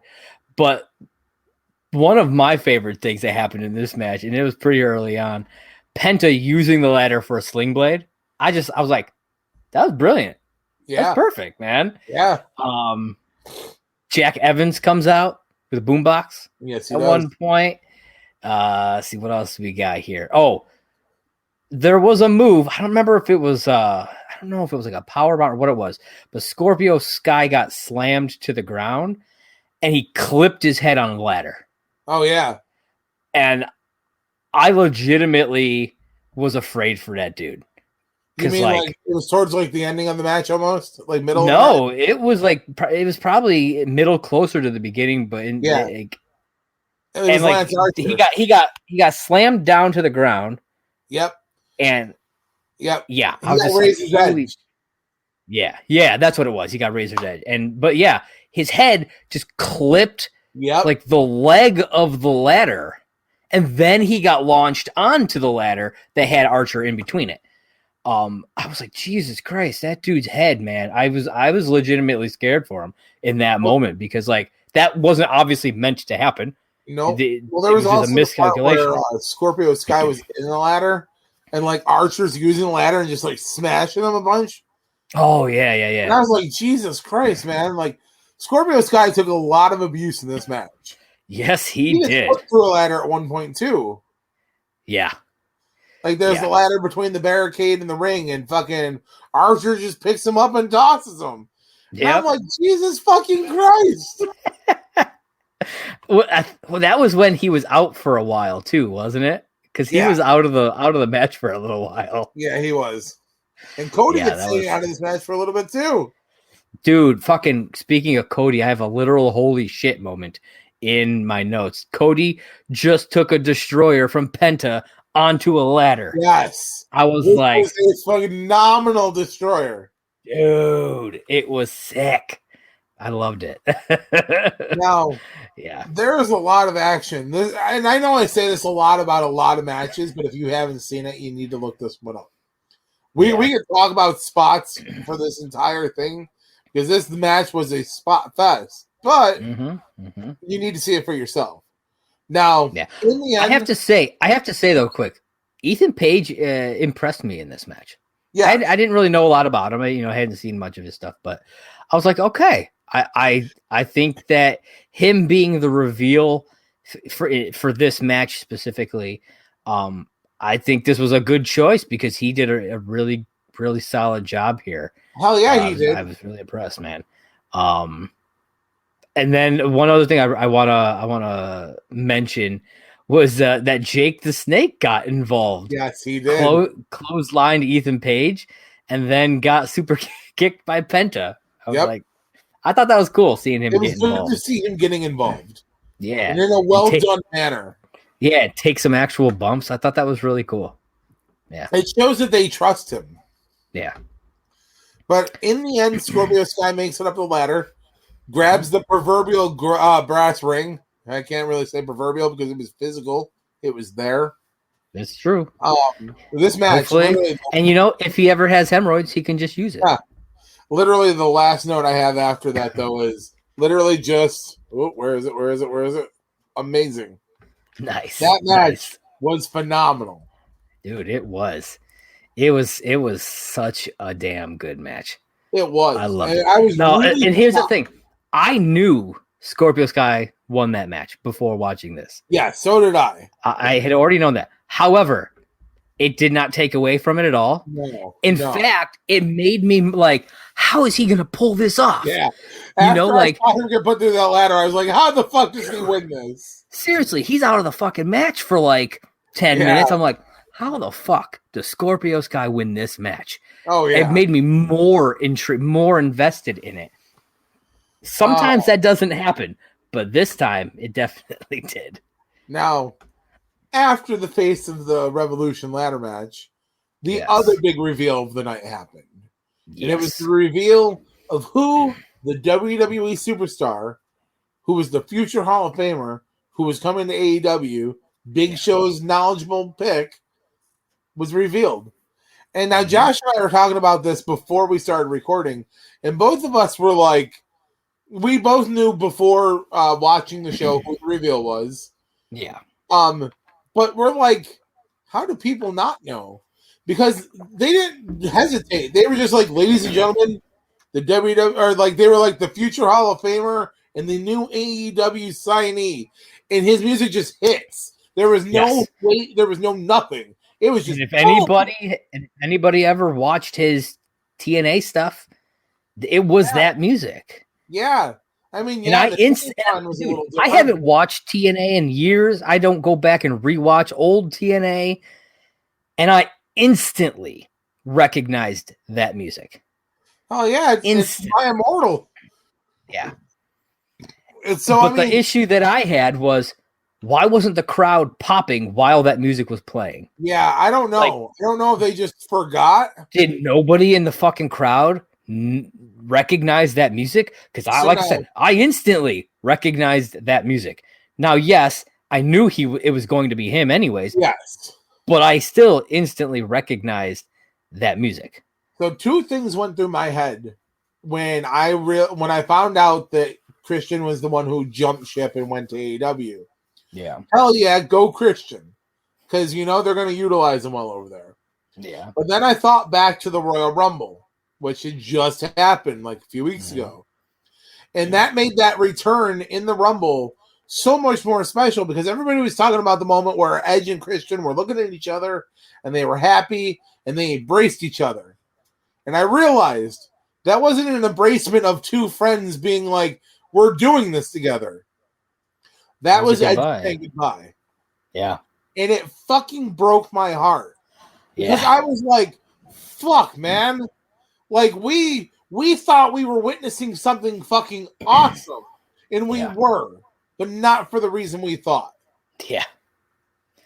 Yeah. It was like 2 days after I watched it, I was reading something. I think I might have been on like Twitter, and somebody was talking about something like that, about how WWE, made us believe that Edge and Christian were gonna get back together, or some bullshit like that. And I was like, and I had that same thought. I was like, yeah, man, they did make us think that. but maybe that's not what was happening. Like between those two guys, maybe they were just saying goodbye. Yeah. And that thought went through my head, and I was like, "Oh shit, man!" I'm not gonna lie, I cried a little bit when I realized that. Yeah, like I was like, "Fuck, man!" Like, part of me wants to rewatch the Rumble just to watch that part with that in my head. I don't know. Part of me wants to do that. I haven't done that yet, but do it. Yeah, I feel like that might be interesting. So after Christian's debut, he goes backstage. We know Christian will now be AEW. Yeah. And we get the street fight for the night. The cinematic debut for AEW, which saw Brian Cage and Ricky Starks taking on the TNT champion, Darby Allin, and Sting. Yes, in a crazy-ass street fight. This match, saying it was cinematography shot, it's the cinematicness. And the only thing I have to say, this is probably the best possible way to do a cinematic match. Yeah. In my opinion. Now, I heard the one thing that I heard about it being done cinematically was that this one rivaled the Boneyard match.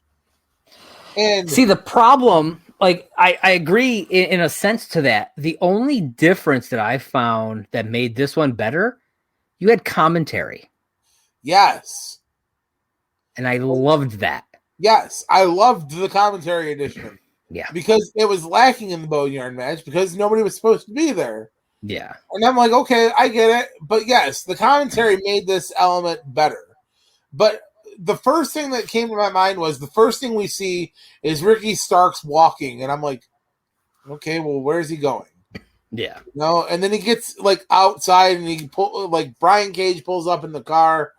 And like, I'm like, well, that looked really shitty. Like, if this is the cinematography we're going to get for this match, like, I'm already out because it looked fucking horrible. It looked worse than something you see in, like, Fast and the Furious. But then they get to the venue and they walk out. They get to this old ring. And it's like an abandoned warehouse. Yeah, dude, which I thought was really cool as well. Yeah. And then out comes Darby Allin and Sting. And I don't know, there was... I love the whole, like, Sting, because like they have all the footage of like Sting in his truck driving to the arena.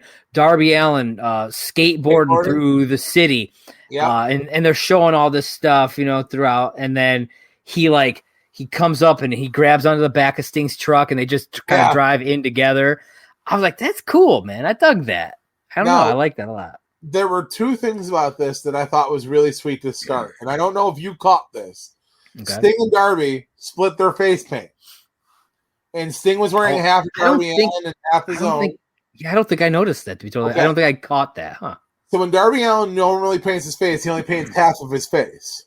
Okay. It's usually just the skull. Yeah, you're right. And I had a full face paint. Half of it was Sting, half of it was his. I didn't even think about that. Shit, okay. Okay. And two, Taz had made a comment when Sting was driving the truck, and he's like, oh, you'd think with all the money he's made over the years, Sting would have a nicer vehicle. And Tony Schiavone was like, maybe he just doesn't want his car to get totaled, during this fight. And I'm like, yeah, fuck you, Taz. Shit, right? For driving a fucking truck that's comfortable. Yeah, fuck you, man. And I thought that was just really cool. Yeah. Now this match, like I said, once they got to the arena and everything was like past like the drive-in, this match's cinematography was phenomenal. Dude, I loved it. WWE needs to take a note from this because this match was great. Yeah. The way it was shot, the way it looked. If Vince wants to continue doing cinematic matches, these are the kinds that you got to do. Yeah. The second thing that I've got to say about this, Sting showed everybody he still fucking has it.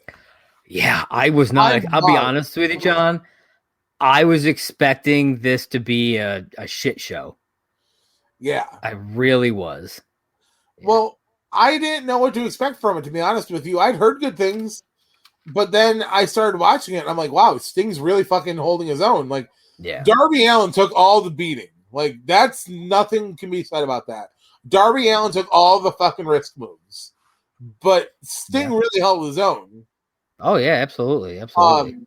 I also thought it was really funny that like there was some real weird moves done in this match. Like there was a point where Brian Cage goes and like he shoves Darby Allin and he like spiders to the wall and then jumps back at him. Dude, I loved that. It was No, like parkour style. Yeah, that's what I'm saying. I didn't know Yeah. Darby Allin was like could do parkour like that. Yeah, Or, like, I was like, shit, that's super inventive because like you want to jump off of something, there's not a lot of stuff around, but you know, scale it and then leaping off, that's perfect. I thought, yeah. Well, I thought it was really cool. He does his finisher from a pull, like literally just a pull in the middle of the warehouse. He scaled up it and he did the coffin drop off it. And I was like, holy fuck. And in that moment, I was like, I wasn't like, holy fuck. I was like, oh, goddamn. Okay. I'm like, I wonder what the big risk in this match is going to be. Oh, and I got that answer. That's true, man. But you mentioned Darby scaling that beam. Yes. Right after that, Hobbs comes out in a orange mask, takes out Darby, and then Hawks comes out with him, and they just start getting in the fucking way, man. Dude, they put him through the window. Dude, so they went upstairs and they go by that window, and I'm like, oh, somebody's going through that fucking thing because it's a big pane of glass, just leaned right up against the wall at an angle. I'm like, oh, someone's going through that shit. And sure enough, Darby Allin went really right through it because he went through it, and I had the worst thing pop in my head when he did. Because he hits it sideways, but like turns himself, and he ends up in a sitting position.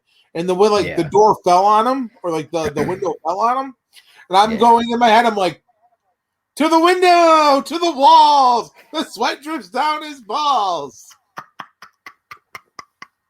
I was just like, oh man, that had to hurt. Like, no way about it. That had to hurt a little bit.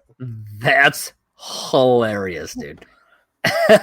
But there was a couple of small setups that I noticed had happened during this show, and I thought it was really like this match specifically. And I thought it was really funny.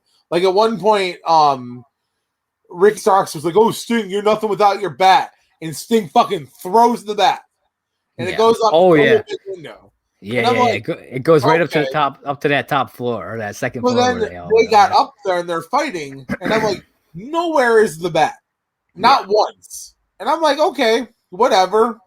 So then, like, they start going back down towards the ring, and Sting is getting like, his groove on in that little area, and the numbers start ganging up on him, and you just hear, "Hey, Sting." And everybody looks, and there's Darby Allin in the window, and he throws Sting the bat. Yeah, that was awesome. I'm like, so what is he going to do? Is he going to fucking run down the steps now to catch up to the fight? Like, that's not Darby Allin. And I'm like, oh, no, he's not.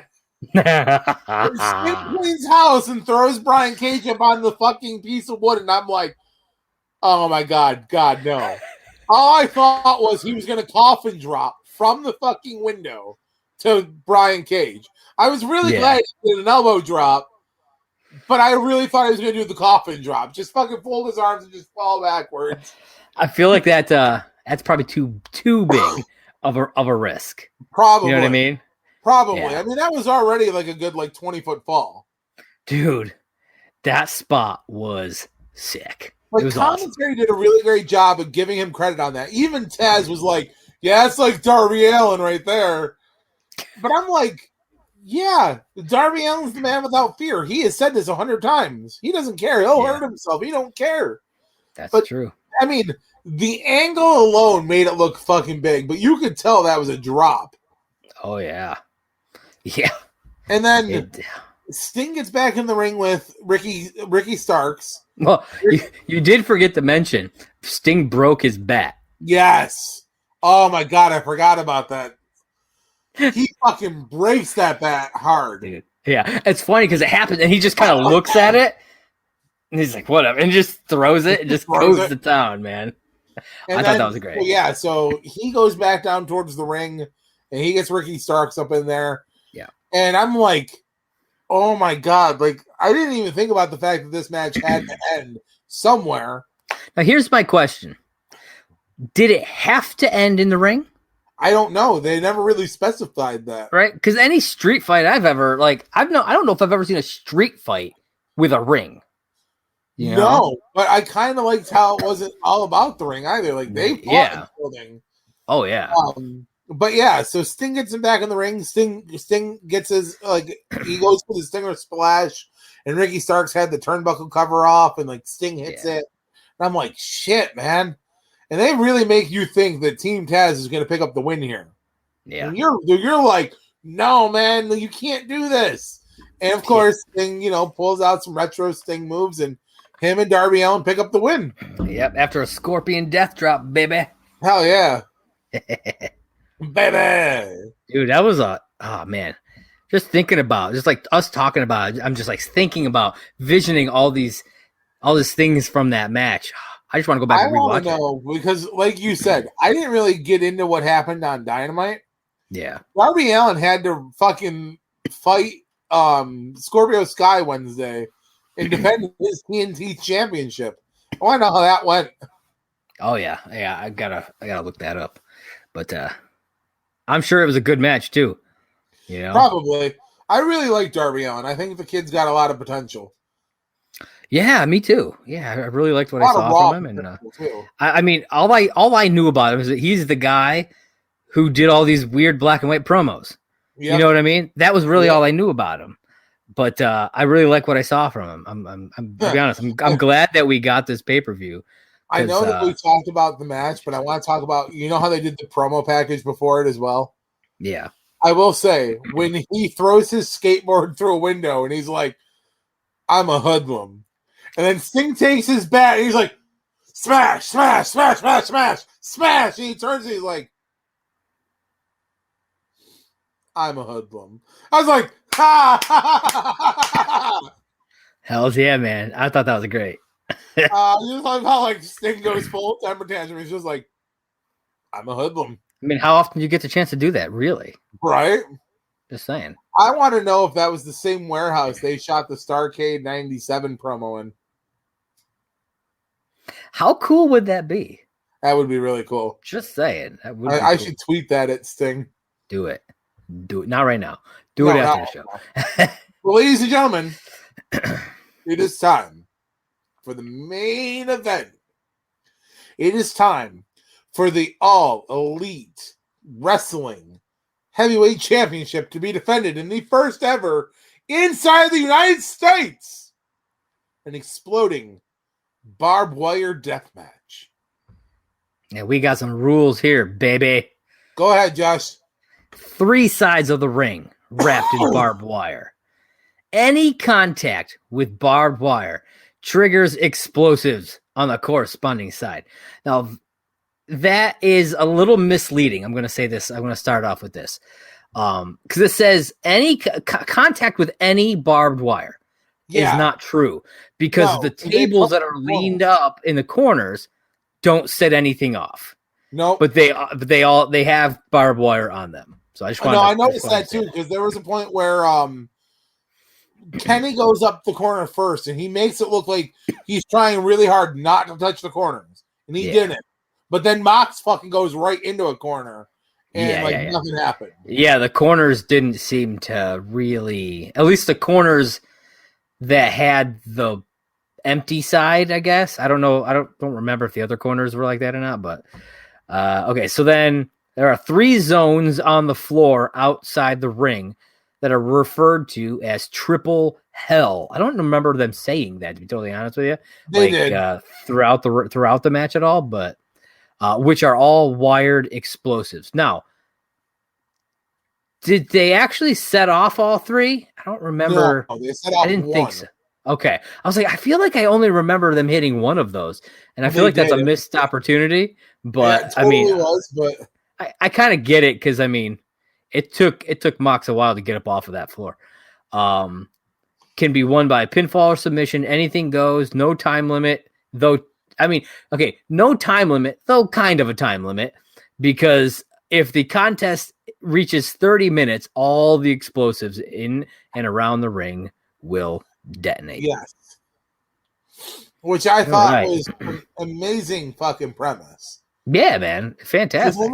Only one other time do I ever remember anything being done like this in the state, and it was WSX, and it was the Piranha electrified cage death match or something. Yeah, something like that. And well, no, they did that, but they also did a exploding time bomb death match, which I think was in a cage as well. And that one was it was timed.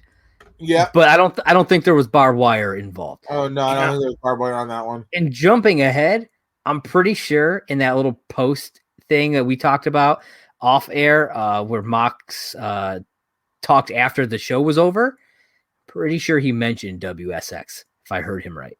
Really? Yeah. Nice. I'll have to go back. I'll have to go back and re-listen to it. I might be able to share it on the screen here when we get to it. I'll see if I can do that, which I think will be pretty cool if I can. But I'm pretty sure that he did mention it. But anyways, let's get into this match. So, in the the ref was hilarious. Go ahead. He's in a full fireproof suit, protective face shield. I was like when they first went to it, I was like, oh, he's all covered up, because of blood. Yeah. No, it's because of the fire. It was a fireproof suit. It was a the bomb face shield was. I mean, I'm sure it was both things. Safety from the blood as well, but yeah, it was more of a bomb suit. Yeah, safety from the blood was definitely my first thought too, because I'm like, there was a lot of that in this match. Yeah. And I mean, I don't want to ruin this match for anybody. I'm gonna say again, if you have not seen this match by this point, go watch it. Yeah. Because yes, the ending is disappointing, and they're turning it into something. And give it time, it'll blossom. I'll say this. The match is fantastic. You get the pinfall. That's all great. Yes. So the actual match is fantastic. It's brought down by the aftermath. It's the stuff that happens after that does bring it down. Yeah. So I don't want to harp on this match too much because there's no way to. Again, it's an action-packed, amazing match. Yeah, I mean, I thought it was the way it started. I thought was funny. They started off like doing a really good job of avoiding the barbed wire. Yeah, like they kept stopping, but I'm sitting there. They keep doing it, and I'm like, "Come on, we want blood! Like, show me something." I was getting to a point. I was like, "Somebody needs to go into some goddamn barbed wire right now." If somebody doesn't do it, I'll do it. Damn.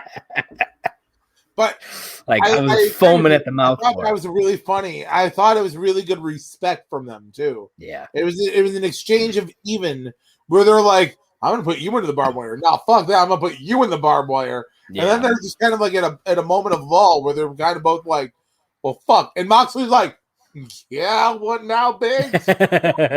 I like that they left one side open so that they could still get out of the ring, do stuff off the ring, whatever. And just do other things. I really like that. Did you notice there was the one point where they went under the rope to the one side of the ring? They moved the barbed wire off the rope. Oh, I didn't see them move it. I didn't see that. Yeah.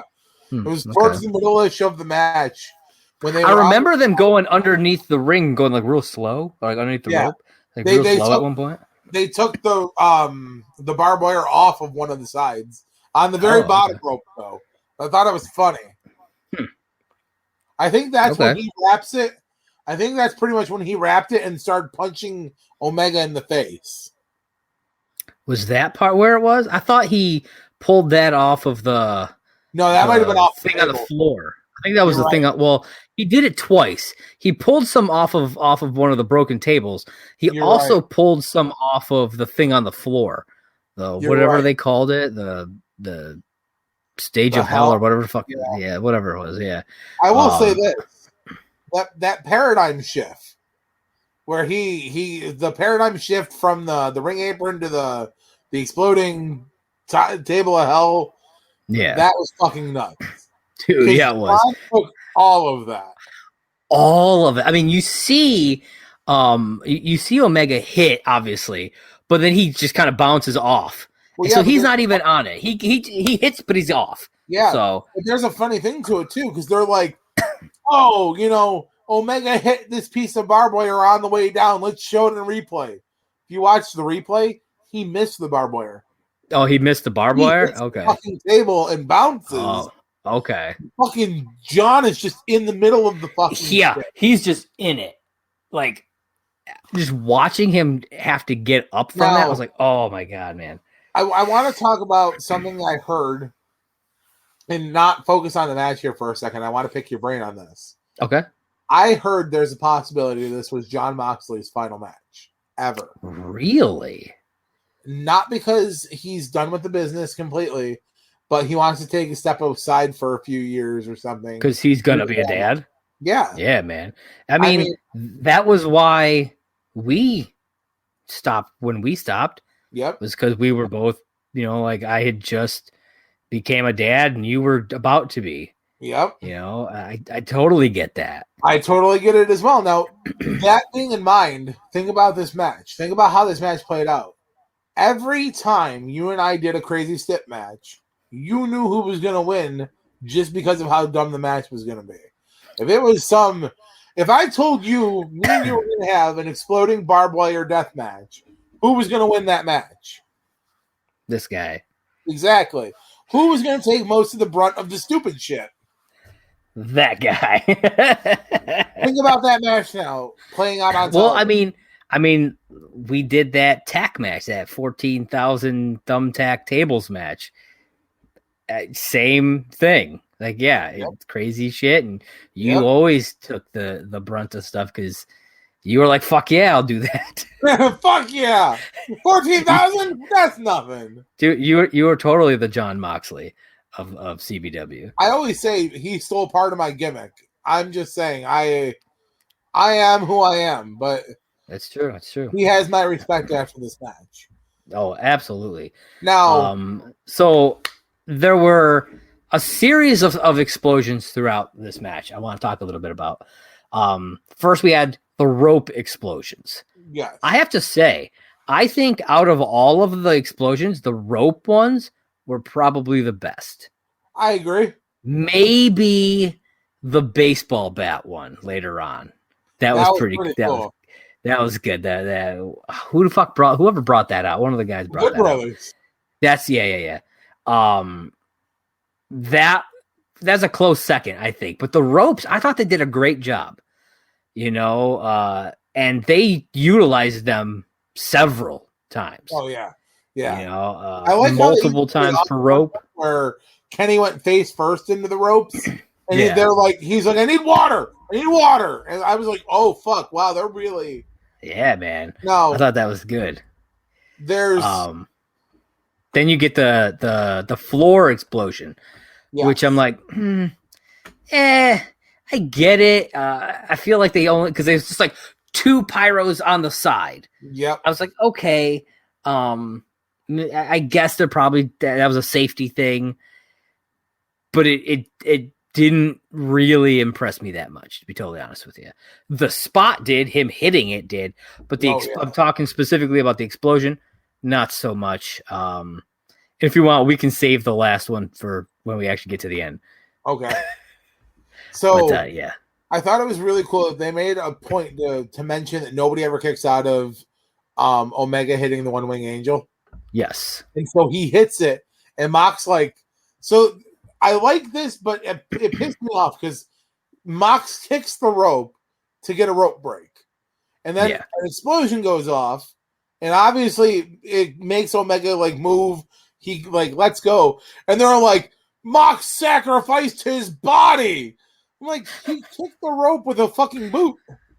Oh yeah, I mean, I guess theoretically, quotes, he could have blown his foot off, right? That's what they're trying to make you think that these explosions are more dangerous than, and so doing that, true.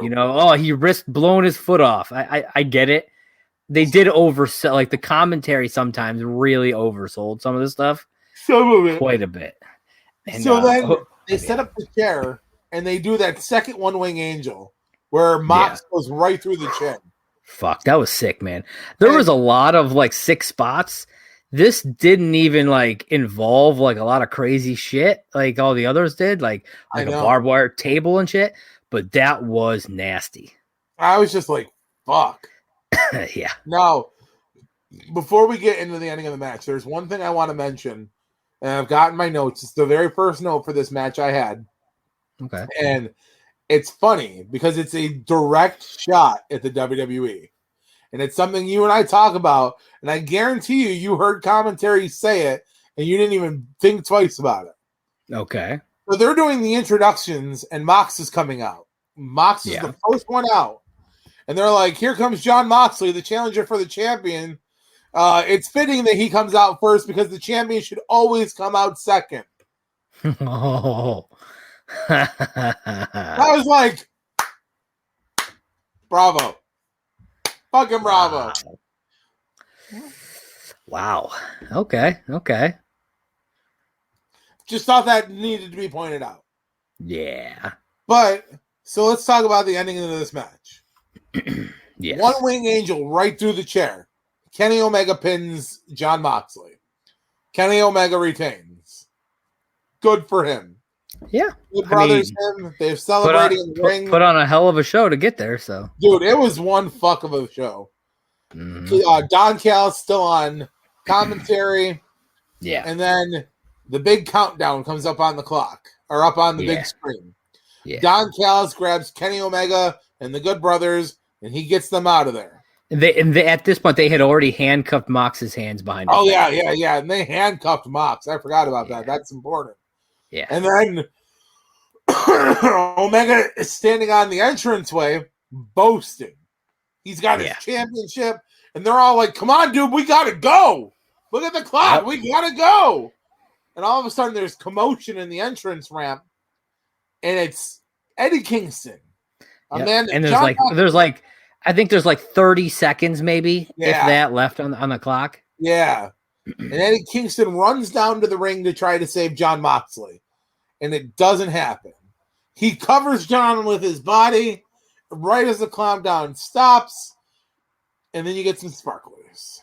Yep. I wrote when he can't, he just covers Mox and the ring ... explodes? Question mark? Now, so I don't know, because I haven't watched either of the promos from Wednesday. I didn't see Kenny. I didn't see Jon and Eddie's. So I don't know the angle that they're pushing this. But I really thought the Kingston sold it so well. Sparklers go off. He's not able to see what's happening. And he sells that he's just out cold.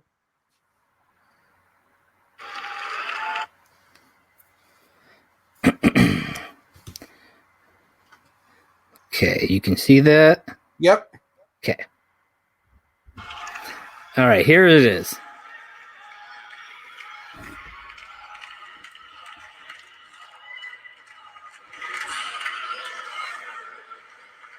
Jacksonville, I think me and all of y'all can agree on one thing. Kenny Omega may be a tough son of a bitch, but he can't make an exploding ring worth of shit.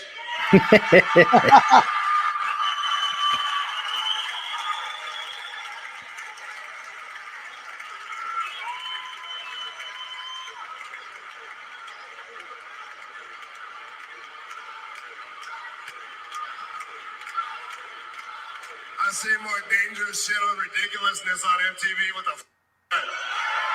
I'm still standing, bitch. Oh. Just not. I'm still standing. Nope.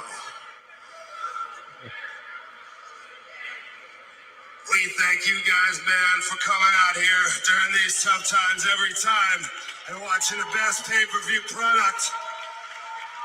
The best wrestlers in the world busting their ass. From the first match of the card all the way to the last. You see everything. From the first match to the last match. You get your money's worth.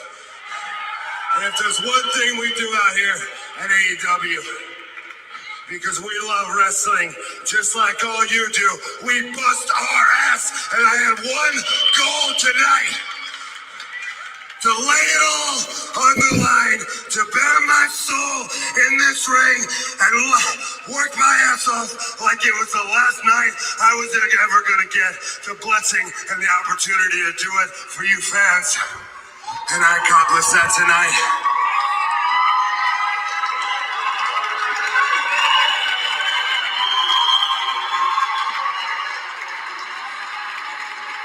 So I'm going to go get... And then I will be back. I'll be back for my world championship. I'll be back for Kenny Omega. And every time, from bottom of my heart, everybody at AEW, we thank you guys for your support, because AEW right now, the tightest in the wrestling business. We are taking this sumbitch over, and Cool. with you. Yeah, man. That I mean, it did almost that, at one point it did almost sound like he was about to, like that he was hinting that it was done. You know what I mean? But yeah. Wow. Yeah. That's good stuff, right, man. So our favorite part of a review, Josh. Let's start this off with like something we don't typically start with. Oh yeah, let's of the night. Well, real quick. There was one thing that I wanted to add that I jumped away from before I showed that. Sorry, it was one thing that kind of bothered me at the end of this match. So like these sparklers go off. Obviously Eddie Kingston covered Mox. These sparklers go off, but then Kingston acts like he's out. Yep. Like he's out. Like the explosion that never actually happened took him out. Yep. And then commentary really tried to sell it, being like, lots of heat came out way from these, or this way from all these bombs. And I'm just like, really, guys? Like, we all just witnessed what happened. You don't have to try to continue the lie. Like, come on. Right. It makes it look way faker when you do that. I just wanted to put that. No, I agree. Yeah. Because I even said that, like Eddie sold it harder than he had to, but I don't think he realized that nothing happened. Yeah. Yeah, maybe, because he was covered, so maybe he didn't. He was looking down at the ground, man. But you don't hear anything though, really either. So I don't know. Yeah, but we also don't know how loud that was in person. That's true. But yes, now it is time for our favorite part. Yes. Of the night, the stats, as I like to call it. Yes, sir. Moment of the night. All right, so I think I brought it down to where I'm gonna go with this. So we talked a little bit about this off air, that if I hadn't known that Christian was the one coming out, if that was a complete mystery to me, I think that would have been my moment. Okay. Because I would have, me, I'm a big Christian fan. You are. I would have popped huge for that. I guarantee it. But I already knew. So like the moment didn't have that same pop, and it didn't he came out, he signed his contract, he showed off his shirt, he took off. That was it. So there wasn't a lot to it. But if I was in the moment without knowing, I think that might have been it. But because of all that, I didn't wind up going with that. I think as we talked about it, I'm going to go with that elbow from Darby Allin. Yeah? Yeah, because that one was pretty fucking sick. There was one other that I was thinking about. What was the other one? Oh, that destroyer that Cody took from Penta onto the ladder. It's one of those. I'm not 100% sure, but I think I'm gonna go with the Darby Allin one, but the Cody one's a close second. Oh.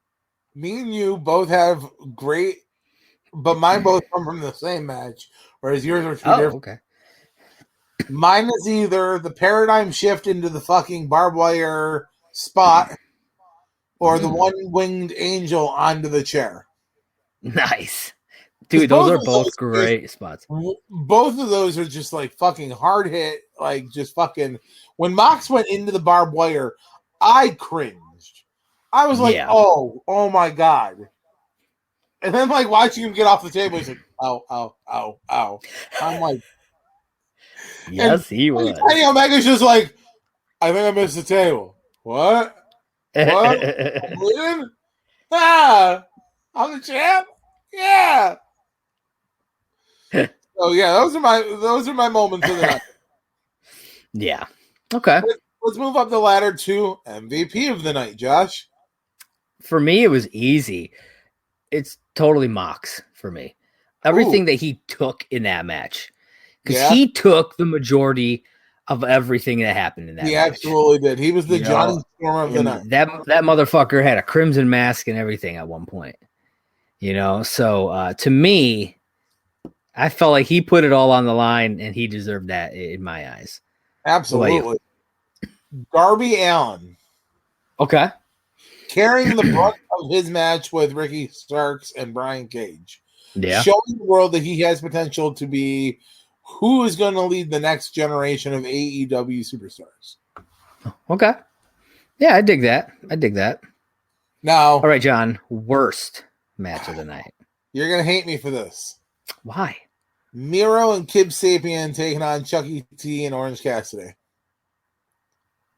That was mine too. Now, yep. I made this match. I know I don't have to justify it. You don't have to justify it to me because I said the same thing. I know. I'm saying, though, I picked this match because of the way it started. Yeah. The lack of Orange Cassidy, because you know I'm a huge Orange Cassidy fan. And I'm not saying that the match is bad. No. You know what I mean? No, it was a good match. It's like we always talk about. One match always has to be the slightly worse match. Yeah. And as much as I didn't know about the women in the women's match, that women's match was fucking amazing. Oh, yeah, it was. All right, Josh, comes down to it. Best match of the night. All right, so for this one, I was torn between two. But I think I am going to go with the street fight. Yes! That is exactly what I chose. Hells yeah, man. I loved the barbed wire death match. Do not get me wrong. That was not my other choice. What? The ladder match was my other choice. What? The reason being, now, if we're saying you go from bell to bell, then that barbed wire match is my pick. But that ain't the whole match. Nope. You know, the 30-minute timer thing was part of the match. It's in the rules, and it is part of it, and it ruined that match from being the best match of the night for me. Because I think I would have given that best match if the explosion had actually happened the way it was supposed. Like, I mean, whether or not it was actually a dud, I don't know. You know what I mean? Everything I'm reading on the internet, yes. Okay, so if it had actually gone off the way that it should have, I probably would have gave it best match. That's fair. But street fight is where I went, man. Street fight. Hell yeah, dude! That fucking match. Not just everything not just all the action that went down in it. You know, seeing Sting be at like the top of his game and that he's been in a long time. You know, seeing some sick spots throughout. The cinematic part was phenomenal. All of that rolled together. It was an easy pick for me. Yes. Yeah. And so I mean, yeah, we agreed. It's really funny that like I love that you're like you're gonna hate me, and I'm like, nah, I picked that match too. Well, Oh, shit. Well, ladies and gentlemen, that is the AEW Revolution review. that's right. Now, Episode 26, baby. 26. Now, Josh, where can these ladies and gentlemen find you? You can find me on Twitter at JP Raynor. That's JPRAYNOR, or right down there at Movie Blog Merc. That is the Twitter page for my site, Merc with a Movie Blog. You can check out my stuff, mercwithamovieblog.com. You can also find me on DC Comics News at DC Comics News on all the social medias, DCComicsNews.com. All right, John, where can they find you? Well, I'm pretty simple. I'm right here on Twitter. Right here.